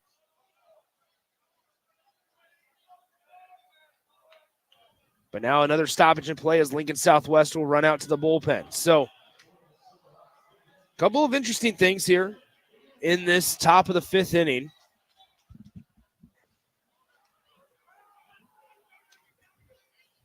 Still got to wait for Lincoln Southwest to jog on out there. Caden Ransom will be the batter in the top of the 5th here. Designated hitter. He is 2 for 2 with 2 singles. First and third call for Millard South. We'll find out if they elect to have the courtesy runner, Caleb Bolte, steal or not, who is at first base. Ransom, the hitter, 2 for 2 with 2 singles here as he shows bunt. Pushes it. It's going to be a foul, a caught on the fly. And now they can't double up the runner at third. So Buddha went home on the bunt.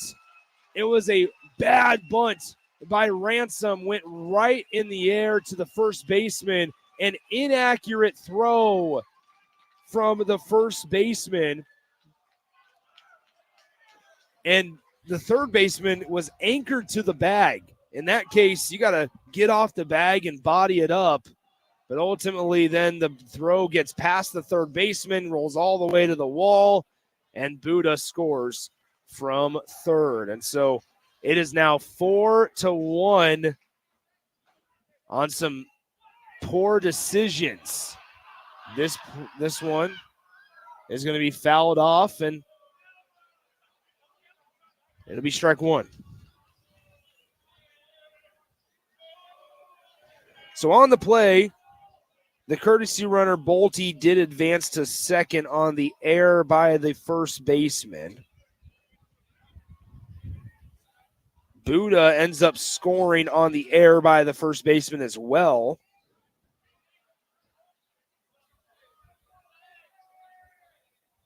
And now Smith fires home on the 0-1 pitch, and it's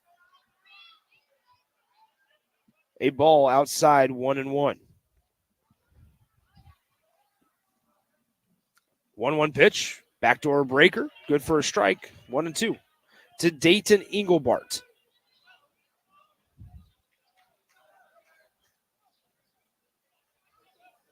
So 2 outs here in the top of the 5th inning. Lincoln Southwest has put a 3 spot up. The pitch bounces out of the glove and gets past the catcher. And so now that means that Bolte will be able to advance on the passed ball. And now he stands 90 feet away.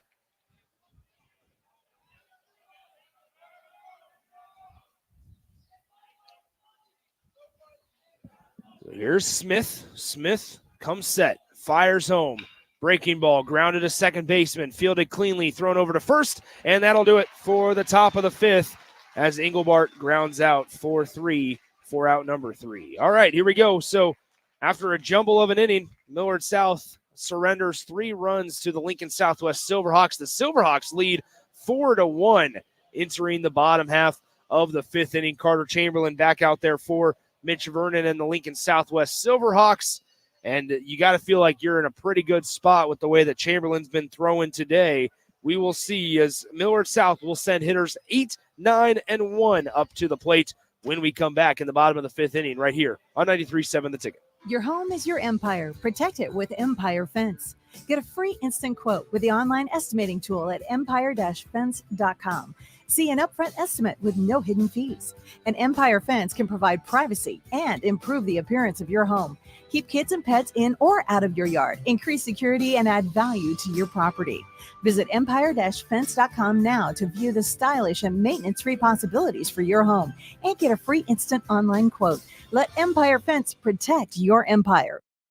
At Union Bank, people don't have your money. Your money has people.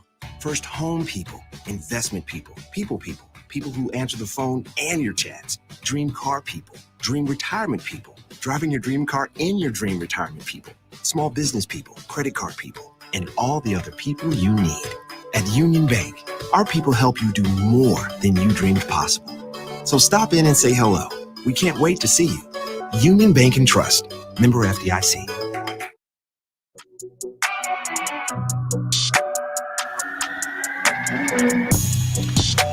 Nick Sander back with you from Warner Park, Class A State Baseball. Lincoln East won earlier today, so they will play at 4 p.m. on Monday. Millard North lost earlier. They play at 10 a.m.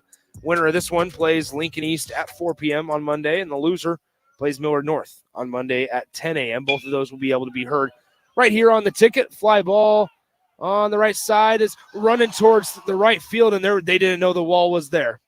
And so we have a serious injury here as the right fielder and the entire team is sprinting over because playing in a new ballpark, you had no idea the dimensions of the field, and that one hurt as the right fielder for Lincoln Southwest, Dayton Engelbart, just went full into the wall and did a full flip into the bleachers and the first row of bleachers down the right field line. So medical teams are rushing out over to Dayton Engelbart as the entire team from Lincoln Southwest bolted from their positions to right field to go grab Dayton Engelbart, who may have just been seriously injured. And so you could see that coming because here at Warner Park, once it gets farther to the right field area, it gets a lot more narrow. And so there's not a whole lot of room to work with. So you cross that foul line, and you could see that unfortunately coming from a long ways away, that Dayton Engelbart was going full force and wasn't able to slow down quick enough. I still don't think he even saw that the wall was there, because also when at high school fields, you're used to that entire wall. The full wall is being there. So you kind of have this perception of, I'm about to hit something with my shoulder or my elbow. But this case, it's such a short wall out there in this professional ballpark that it just basically took his knees out from under him, and he did a full flip over the wall along the right field line. So a scary situation here. The entire, I cannot reiterate this enough, the entire field just bolted out to go check on Dayton Engelbart because it looked so gnarly, and not in a good way. And so we'll go ahead and step aside as they are still tending. The entire Southwest team is huddled around the field, around the fence. The medics are checking him out as well. They've brought the cart over as well to see if they need it, but we will keep you updated if we can. Even Millard South's first base coach sprinted over to check on Dayton Engelbart. So a scary situation as the Southwest dugout has cleared, and we're going to go ahead and step away for a couple of minutes here as they tend to Dayton Engelbart. Stay tuned. We'll be right back on 93.7 The Ticket. MWR is dedicated to building attractive, affordable steel buildings that exceed your expectations. From commercial or residential to agricultural storage, steel buildings are cost-effective, attractive, and versatile. Plus, they're a lasting investment and an ideal choice. MWR uses Sentinel Building Systems out of Albion and can service you all over the state and region. If you have interest in a steel building, post frame building, or fencing, give MWR a call today at 402-980-5273 or go to mwrbuildingandfence.com.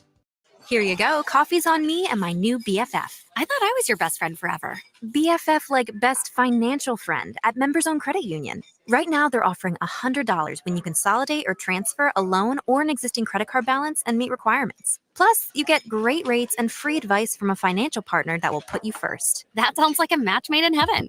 Members Own Credit Union is the type of bestie you can count on. Get started today at memberzonecu.org/BFF. Limitations may apply. Equal housing opportunity.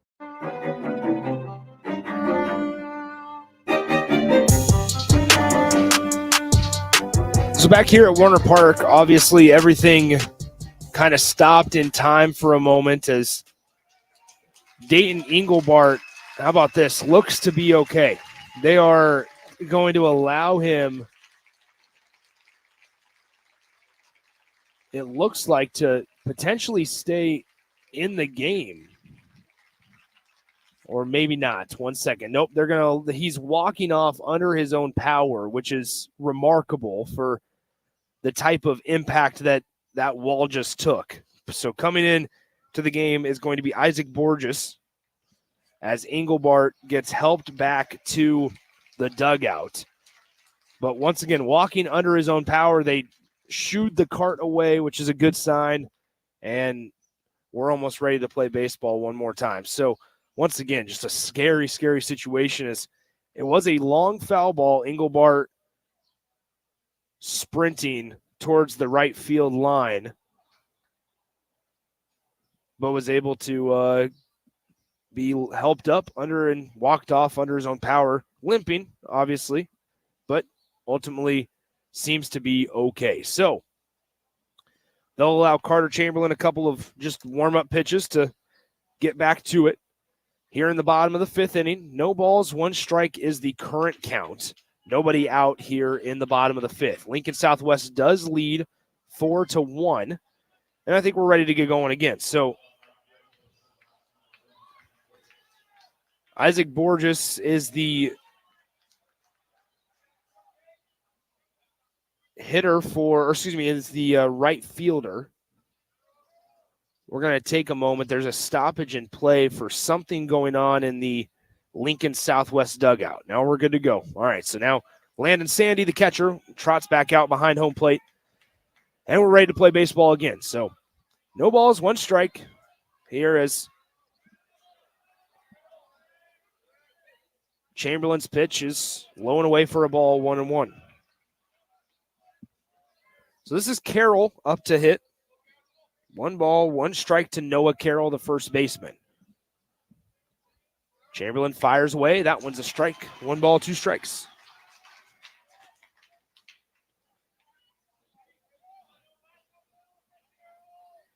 One ball, 2 strikes. Chamberlain fires away to Carroll. Breaking ball, just a little outside. Ball 2.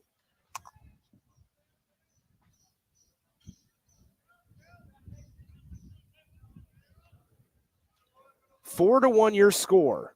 The 2-2 offering is on the outside corner for a strike, and Carroll goes down looking, and Chamberlain gets the backwards K for out number 1. Brings up number 9 hitter Murphy Helm. Helm struck out swinging back in the 3rd inning. For out number 1 back in the 3rd. So Chamberlain comes set, fires, and the first pitch is upstairs, ball 1.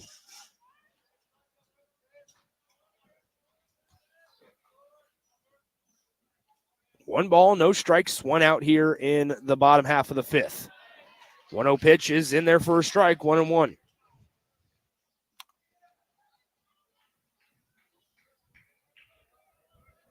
So Chamberlain has allowed just 1 run on 2 hits. The breaking ball falls in there for a strike as well.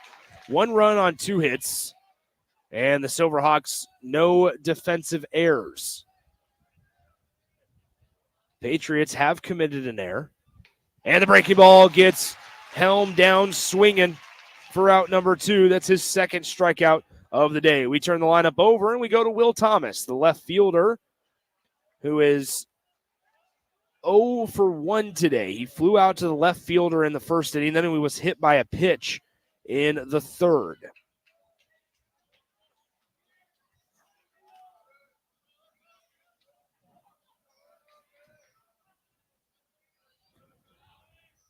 First one is in there for a strike. 0-1.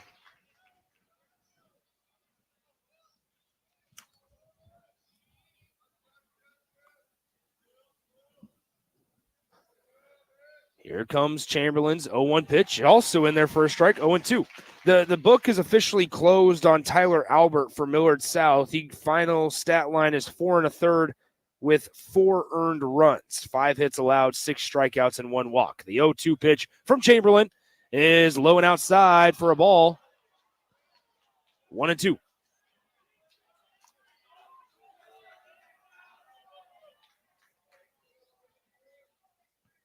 One ball, 2 strikes, 2 outs here for Carter Chamberlain and Lincoln Southwest to get through the 5th inning. Foul ball, and we'll do it again at 1-2.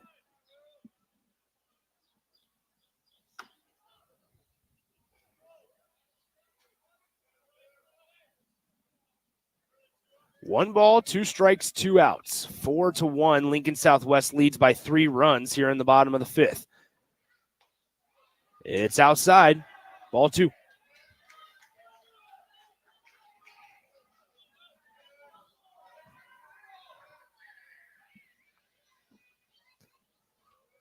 Will Thomas, the left fielder, in at the box. That one, strike 3 looking. Landon Sandy behind the dish did not seem like he believed that it was a strike. He was surprised that he got strike 3 on that one, but nonetheless, he'll take it. As Carter Chamberlain strikes out the side, they go backwards, swinging strikeout, and another strikeout looking to end the bottom half of the 5th inning. We'll continue to hope for the best for Dayton Engelbart, but for now, we turn our attention to the top of the 6th inning, where it will be Vokoun, Clark, and Seymour up for Lincoln Southwest in the top half of the 6th. We'll be right back in 60 seconds for the Lincoln Southwest part of the 6th inning on 93.7 The Ticket. At Union Bank, people don't have your money. Your money has people. First home people, investment people, people who answer the phone and your chats, dream car people, dream retirement people, driving your dream car in your dream retirement people, small business people, credit card people, and all the other people you need. At Union Bank, our people help you do more than you dreamed possible. So stop in and say hello. We can't wait to see you.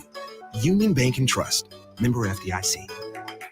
MWR is dedicated to building attractive, affordable steel buildings that exceed your expectations. From commercial or residential to agricultural storage, steel buildings are cost-effective, attractive, and versatile. Plus, they're a lasting investment and an ideal choice. MWR uses Sentinel Building Systems out of Albion and can service you all over the state and region. If you have interest in a steel building, post frame building, or fencing, give M 5273 or go to mwrbuildingandfence.com.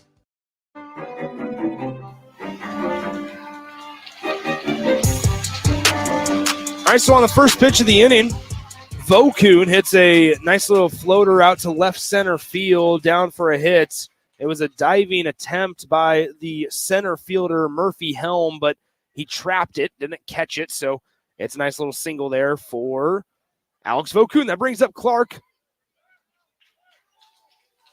Looks like they may pinch run a guy in number 13, Braylon Lewis.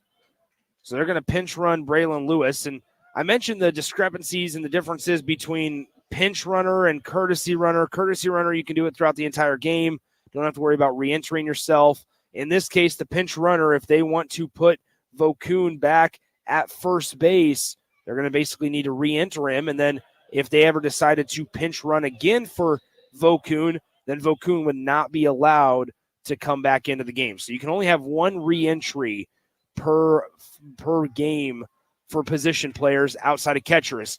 The steal attempt and not even close, as number 13, Braylon Lewis, was thrown out by 1.5 miles, and their coaches don't seem that they were on the same page, having palms up, looked back at the dugout, and he may have had the wrong wristband on. So back here on the AB, 1 ball, 1 strike. That's the interesting thing about the wristbands is obviously not that I grew up a long time ago, but back in the day, you were signs. You watched signs off of the coach, and you remembered those signs, and there was indicators and double indicators to kind of go through. Now they blurred out the numbers, and if you're standing at first base and the third base coach is blurting them out, you can sometimes mishear them. You can't hear them, or if you're watching the numbers, they can go through them quickly. It's got to worry about having the right wristband because a lot of teams have multiple wristbands so that teams can't pick signs. There's a lot different nowadays. But nonetheless, Vokoun got caught stealing. But Clark is able to get a base on balls. So he is at first base with 1 out.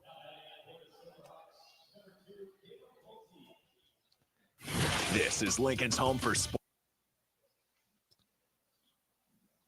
So stoppage in play here. Now we'll have a substitution as it looks like instead of Kaysen Seymour, it will be Caleb Bolte coming in for Seymour.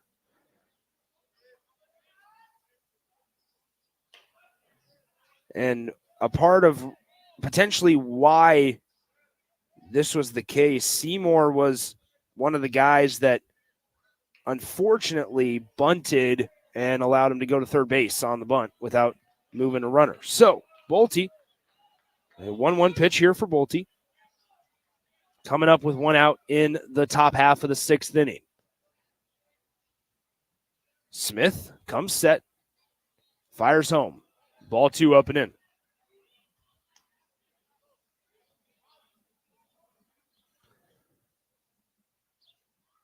So we have another stoppage in play as it looks like Clark had some dirt in his eye. Got to flush it out. Now we're good to go. All right. 2 balls, 1 strike, top of the sixth inning. 4-1 Lincoln Southwest as they'll dive back, and he's safe on the pickoff attempt from Smith to first base, trying to get Clark. Lincoln Southwest with 6 hits, 4 runs off of those 6 hits. A breaking ball in there for a strike. It's 2-2.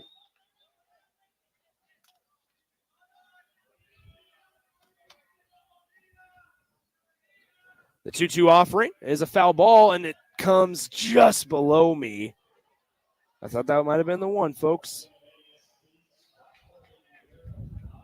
Nonetheless, it's a 2 balls, 2 strikes. As you can probably hear through the microphone, the wind's picked up a little bit. And we're going to have say that the batter leaned into it, and that is a strike. The batter, Bolte, leaned his left elbow in to wear that pitch, and that is going to be a strike, which ultimately is strike 3, and it is probably the right call. Through all this, where the umpires have been pretty controversial, that's probably a pretty good call there as Bolte leaned into that one. So strikeout on the books for Bolte. That would be a strikeout swinging for out number 2. And that brings up Brennan Vernon here with 2 outs in the top of the 6th. First pitch is a strike.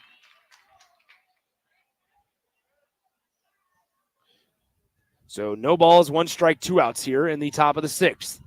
Clark runs.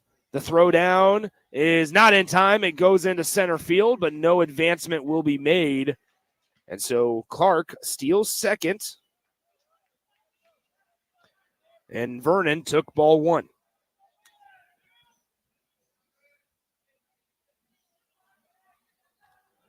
One ball, 1 strike, 2 outs here in the top of the 6th inning. The pitch swung on, drilled to the left side, but foul. And we'll do it again at 1-2.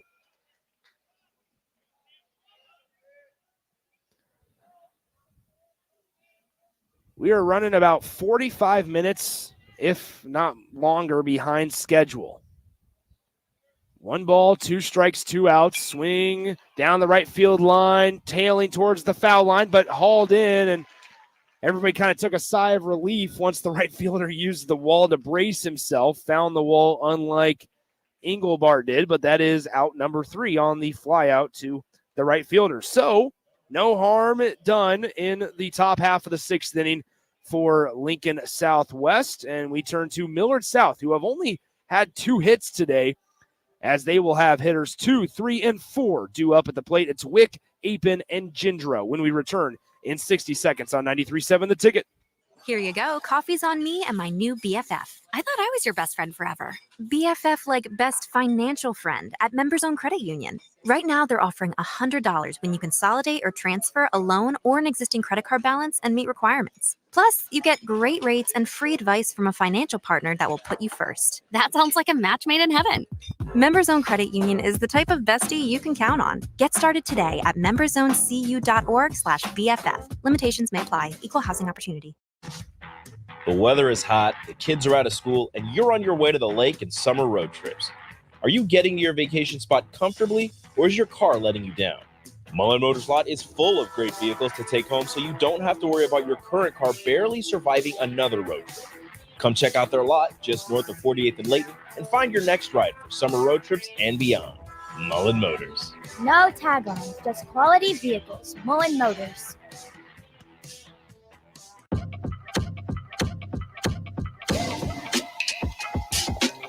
All right, due up in the bottom half of the sixth inning for Millard South, who trails by 3 to Lincoln Southwest. It'll be Logan Wick due up first. Logan, 333 on the year in 51 at-bats. Chamberlain still out there for Lincoln Southwest, and he fires in a first pitch strike, 0-1. So Wick is 0 for 2 today. He grounded out to the second baseman in the first inning and then reached on a fielder's choice in the third. He watches the second strike go by. No balls, 2 strikes here early on from Carter Chamberlain. Chamberlain out of the windup, working towards Logan Wick. This one hit well to the right side, but foul.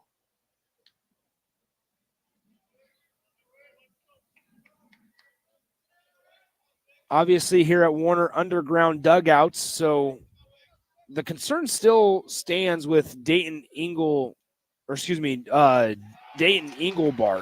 as it's a strike 3 and Wick goes down looking, so out number 1. But still, the concern still stands for Engelbart, who crashed into that right field wall along the foul line. It's about little under waist high, so just right above the knee, and he had no idea that it was there. It clipped him and he flipped over.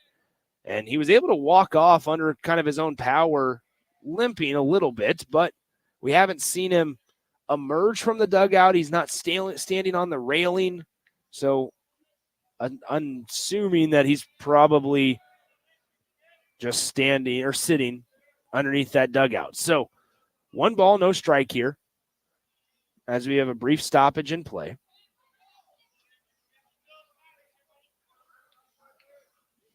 And we're ready to go. 1-0 pitch from Chamberlain is in there for a strike, 1-1.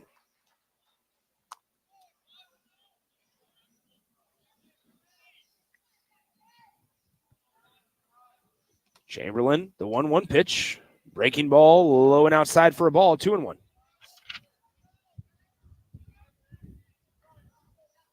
These two teams, played really early in the season. Just the 5th game of the season as this one's hit well out to left center field. Ranging over is Buddha, and he's able to haul it in for out number 2. So F8 for the contact by Jackson Apin for out number 2. I was saying, though, that it's when these two teams played in the 4th game of the season, Millard South won 9-1.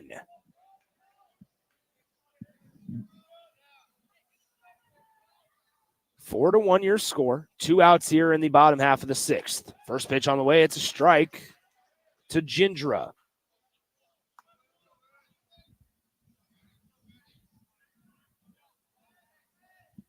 Chamberlain's 0-1 offering. On the way, it's fouled back. No balls, 2 strikes.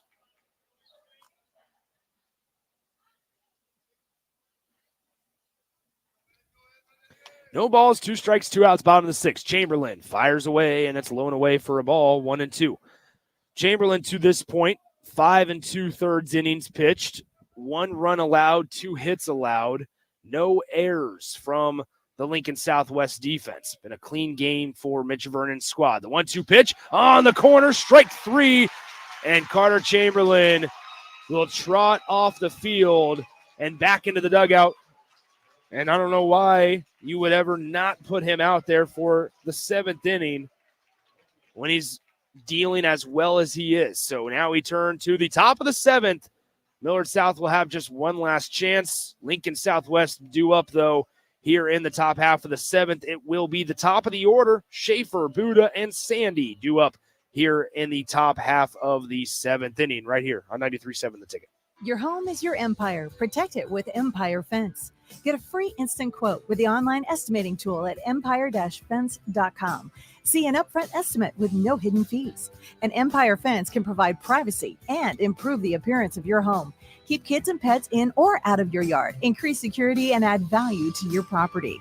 Visit empire-fence.com now to view the stylish and maintenance-free possibilities for your home and get a free instant online quote. Let Empire Fence protect your empire. Discover the difference that expertise and experience can make in your real estate journey with Next Ag Appraisal and Realty. Whether you need an appraisal, sales, or farm management, Next Ag comes up with a solution with your legacy and goals in mind. Next Ag isn't just their name, it's your future. So why wait? Visit their website today at www.nextagrealestate.com or give them a call at 402-380-0432 and turn your dreams into reality. Your land, your legacy, their solution. Next Ag Appraisal and Realty. Hey Husker fans, whether you're looking for some baseball gear, graduation gifts, or some new Husker apparel, Alumni Hall delivers your ultimate Husker shopping destination. Shop top brands like Adidas, Peter Millard, Columbia Golf, and more. Join the Alumni Hall Pass rewards, and for every $150 you spend, you'll earn $10 in reward bucks. Nebraska students and faculty and all military receive 10% off with every in-store purchase with ID. Come see us at Alumni Hall, P Street, South Point Pavilions, or alumnihall.com. Alumni Hall, it's where Huskers shop.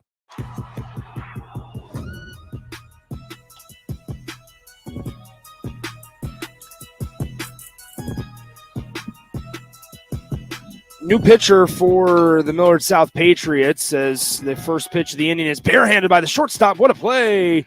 And Schaefer is retired in one pitch. The new pitcher is Jacob Allstat, number 17. Junior, 0-3 on the year, but a 1.14 earned run average, and he retires Schaefer with one pitch on a 6-3 ground out. So the book is closed on Brant Smith. He went 1 2/3 inning, as this one also grounded out to the shortstop on the second pitch of the inning, and it's fielded and fired over to first for out number 2.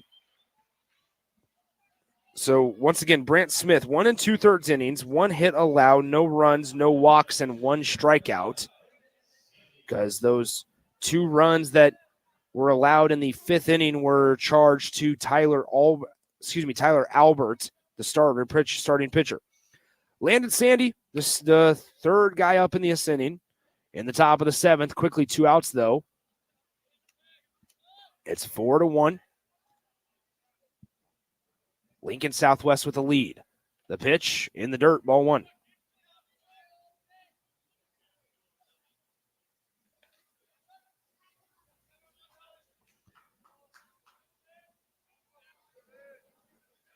One ball, no strikes, 2 outs here in the top of the 7th. The 1-0 offering is outside, ball 2.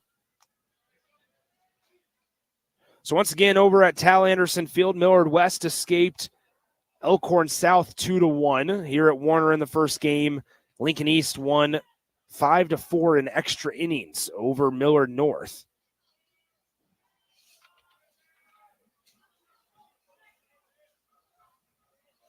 The 3-0 offering right down the middle for a strike, 3-1.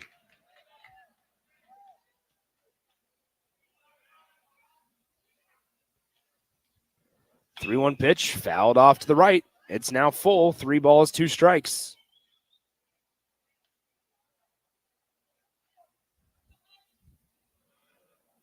In the afternoon game over at Tal Anderson Field, Creighton Prep played Bellevue West.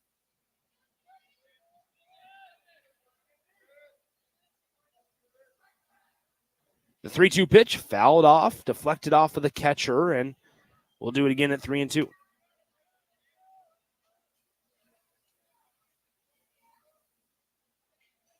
The Monday games, since there are no there's no Storm Chasers game, all 4 of the Class A matchups will be here at Warner Park. We'll have all 4 of those for you guys. The 3-2 pitch is low in the dirt, ball 4, and Landon Sandy draws a 2-out walk. So now Caden Ransom will come up to the plate.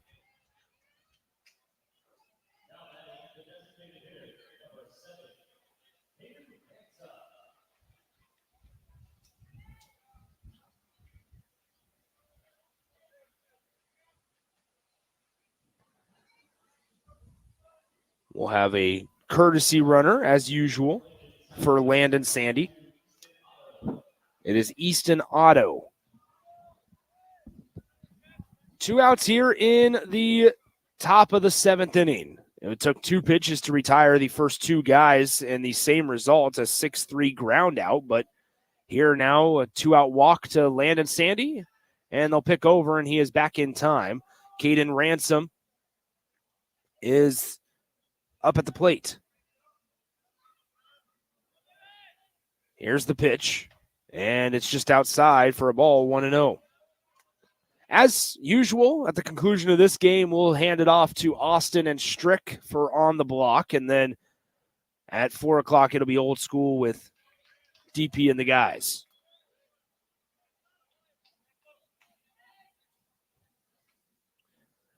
One ball, 1 strike, 2 outs. 4-1 the score, and it's going to be ball 2 outside.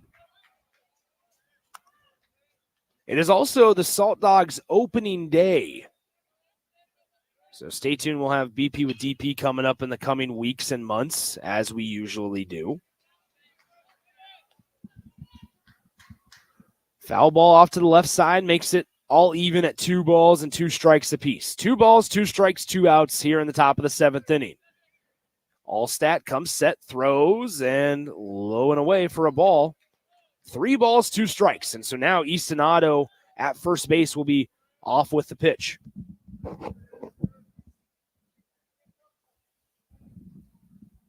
Allstat fires, and it's another 2-out walk for Caden Ransom and the Southwest Silverhawks here. So Sandy, or rather Otto, the courtesy runner, advances on the base on balls to second, and Ransom will trot on down to first with another 2-out walk. So now it's the spot for Dayton Engelbart, but it is going to be occupied by number 1 Isaac Borges, because they didn't have to officially insert him into the game until he came up to hit. And this is the first time that Borges has hit, or Engelbart's spot has been up as well since the injury. So umpire is making sure that everything is correct paperwork-wise.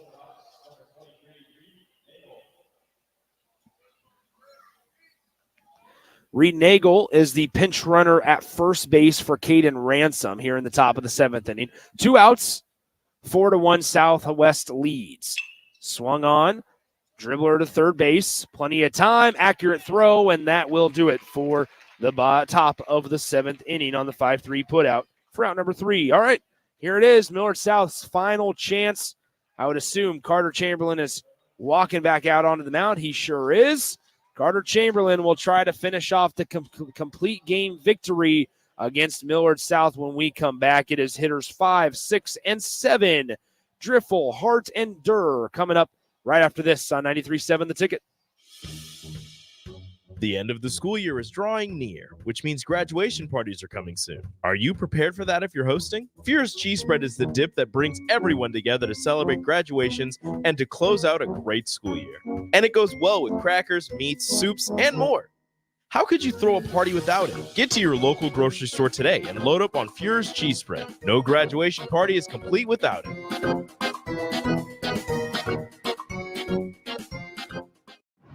Community means something different to everyone.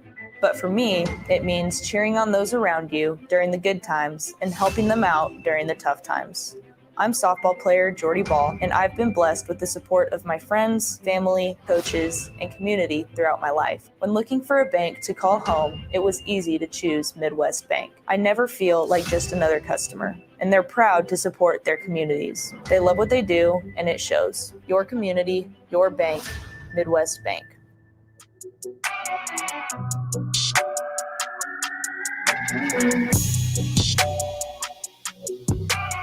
All right, bottom of the 7th, last chance for the Millard South Patriots as they will send up Colin Driffle, the designated hitter. He is 0 for 2, struck out and flew out in his 2 chances at the plate so far. Carter Chamberlain back out there, 6 innings of work for Chamberlain, just 2 hits allowed and 1 run, and he plunks Driffle. So here we go as Driffle will, on the first pitch of the inning, take first base on a hit by pitch. There is somebody warming and going to work in the Southwest bullpen. They will also pinch run for Driffle. It looks like number 18, Gustav Gadsden, is going to be the one in there. Gustav, the junior. Goes by Gus for short.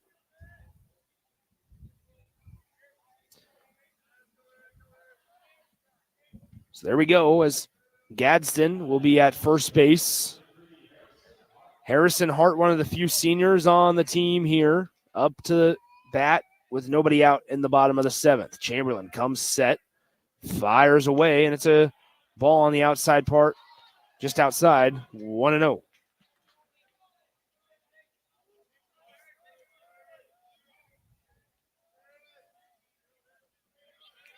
So the 1-0 offering from Chamberlain. And that one's in there for a strike, 1-1.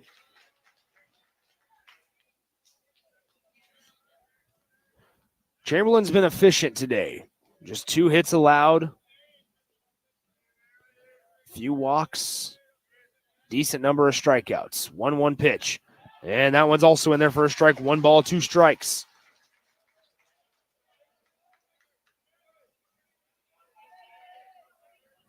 Eight strikeouts today for Carter Chamberlain.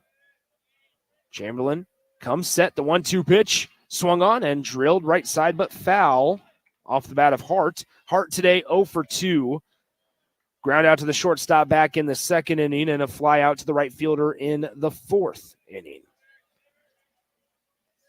Chamberlain fires away, and it's way outside. The back pick is over the head of the first baseman, and Gadsden will be able to advance to second base, and he'll hit the brakes there.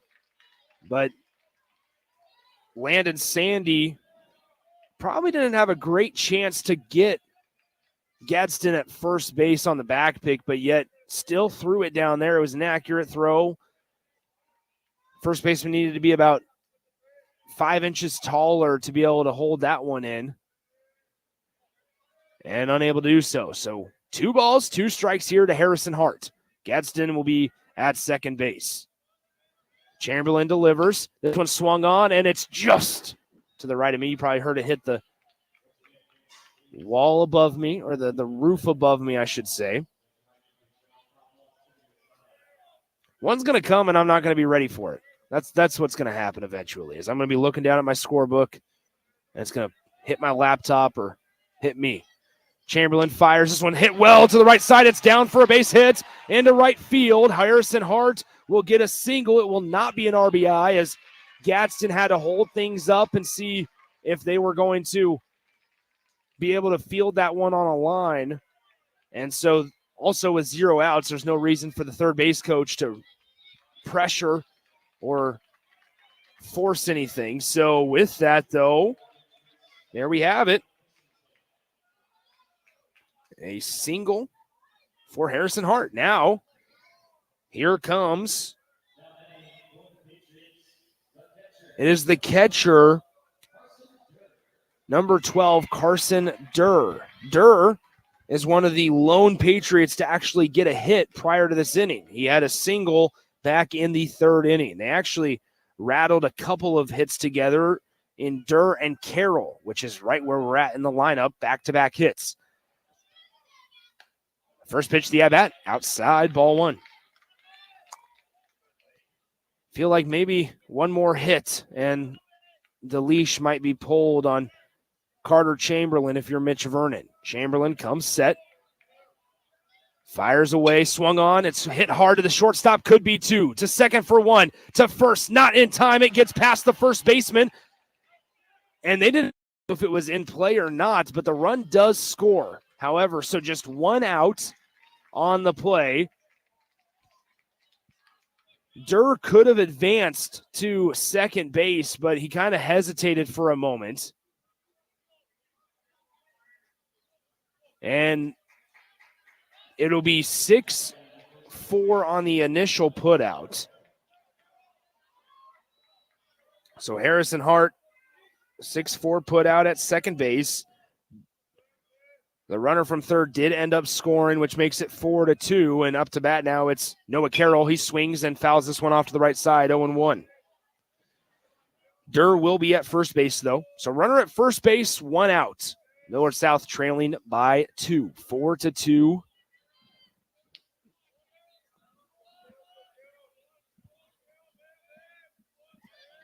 Here's this one. It's skied high, shallow right field into the dirt, and it will be into the seats, into the third row.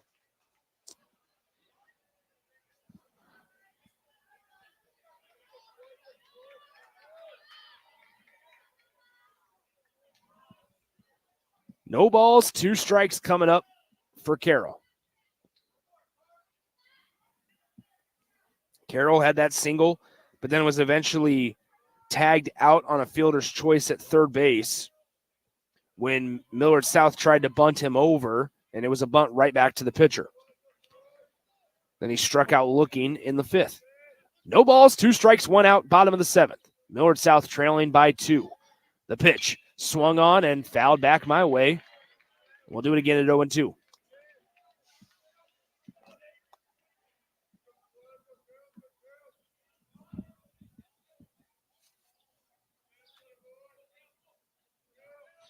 No balls, 2 strikes. Carter Chamberlain lifts the leg, fires home, and it's just outside for a ball. Carter Chamberlain put his hands up by his head in disbelief that was not a strike. Nonetheless, 2 balls, 2 strikes here to Noah Carroll. Chamberlain comes set, takes a breath, and throws home. Swung on, fouled back to the screen. We'll do it again at 2-2.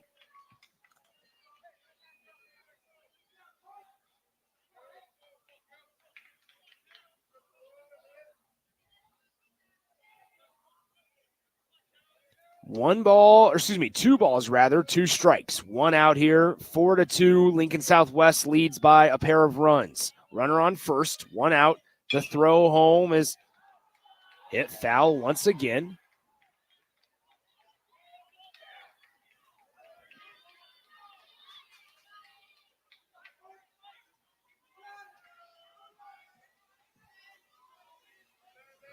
So we'll do it again. 2 balls, 2 strikes. Chamberlain trying to finish off the complete game. Comes set at the belt, fires home. Swung on, hit well, out to center field. Ranging over is Buddha. He corrals it, and they'll quickly throw it into second to prevent any tag opportunities. So 2 outs now on the F8 from Carroll. And that brings up Murphy Helm. Helm has struck out swinging both times, and Carter Chamberlain is going to be taken out of this game. So Chamberlain will be 1 out shy of the complete game, but he's going to be taken out. And so with that, we'll go ahead and step aside for 60 seconds and a legal ID before we get ready to hand it off to On the Block and Stricken Austin. We'll join you from Warner Park right after this. Have a passion for the outdoors? Nebraska Game and Parks is seeking seasonal teammates. Work in scenic state parks, contribute to vital research projects, and care for our natural spaces. Seasonal staff assist with special events, provide customer service to outdoor enthusiasts, and make a difference for conservation. Join the adventure at outdoornebraska.gov. Apply online today. Paid for by Nebraska Game and Parks. Aired in cooperation with the Nebraska Broadcasters Association and this station. 3 feet. I'm Trooper Ollie with the Nebraska State Patrol. Oftentimes, 3 feet is all we have when working on the side of the road. When you come across an emergency vehicle working roadside, Nebraska law requires drivers to move over or slow down if you can't move over. For all of us who perform our jobs on the road, help us out and move over. This message is presented by the Nebraska State Patrol and the NDOT Highway Safety Office. This is Lincoln's home for sports talk on the FM dial. Also online at theticketfm.com. On the internet. KNTK FM Firth, 93.7 The Ticket.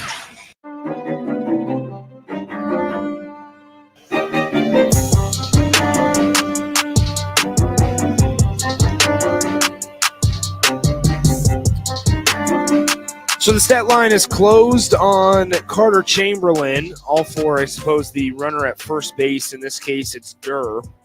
But nonetheless, Carter Chamberlain's final stat line, 6 2/3, 3 hits allowed, 2 earned runs to this point, and 8 strikeouts. He had 4 walks, but they were all on hit by pitches.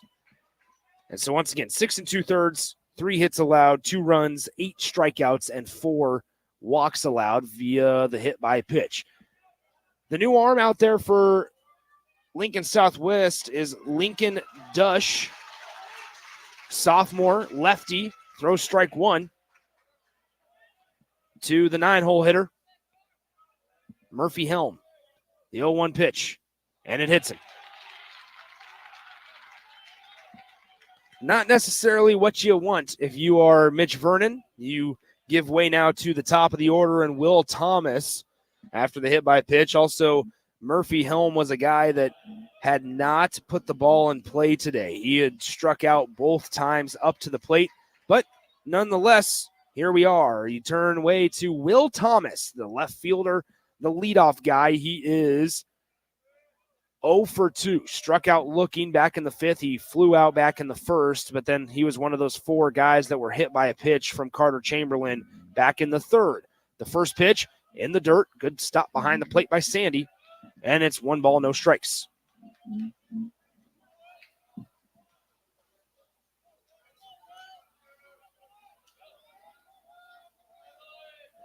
So Dush comes set, and that one's a strike. 1 ball, 1 strike. Similar to what Carter Chamberlain had to learn over the course of just playing out here is got to take a breath at the belt when you come set. Cannot balk in this moment, especially it takes the force opportunity out if you're Lincoln Southwest defense. Dush fires home, swung on, and that is going to be a foul ball off the left side. 1 ball, 2 strikes, 2 outs. Lincoln Southwest trying to advance and face off against the lone other Lincoln team in the Class A bracket, Lincoln East, on Monday at 4 p.m. The loser of this one has to play Millard North at 10 a.m. Fires does Dush. Swung on and missed, and Lincoln Dush comes in and slams the door. Lincoln Southwest, as the 5 seed, knocks off 4-seeded Millard South 4-2 behind an incredible performance from Carter Chamberlain. He goes 6 2/3 innings, allows 2 earned runs on 3 hits, strikes out 8, and Lincoln Dush comes in, hits his first batter he faced, but then strikes out the number 1 hitter in the Millard South lineup, Will Thomas, swinging to end the game here at Warner Park. Your final score, once again, 4-2.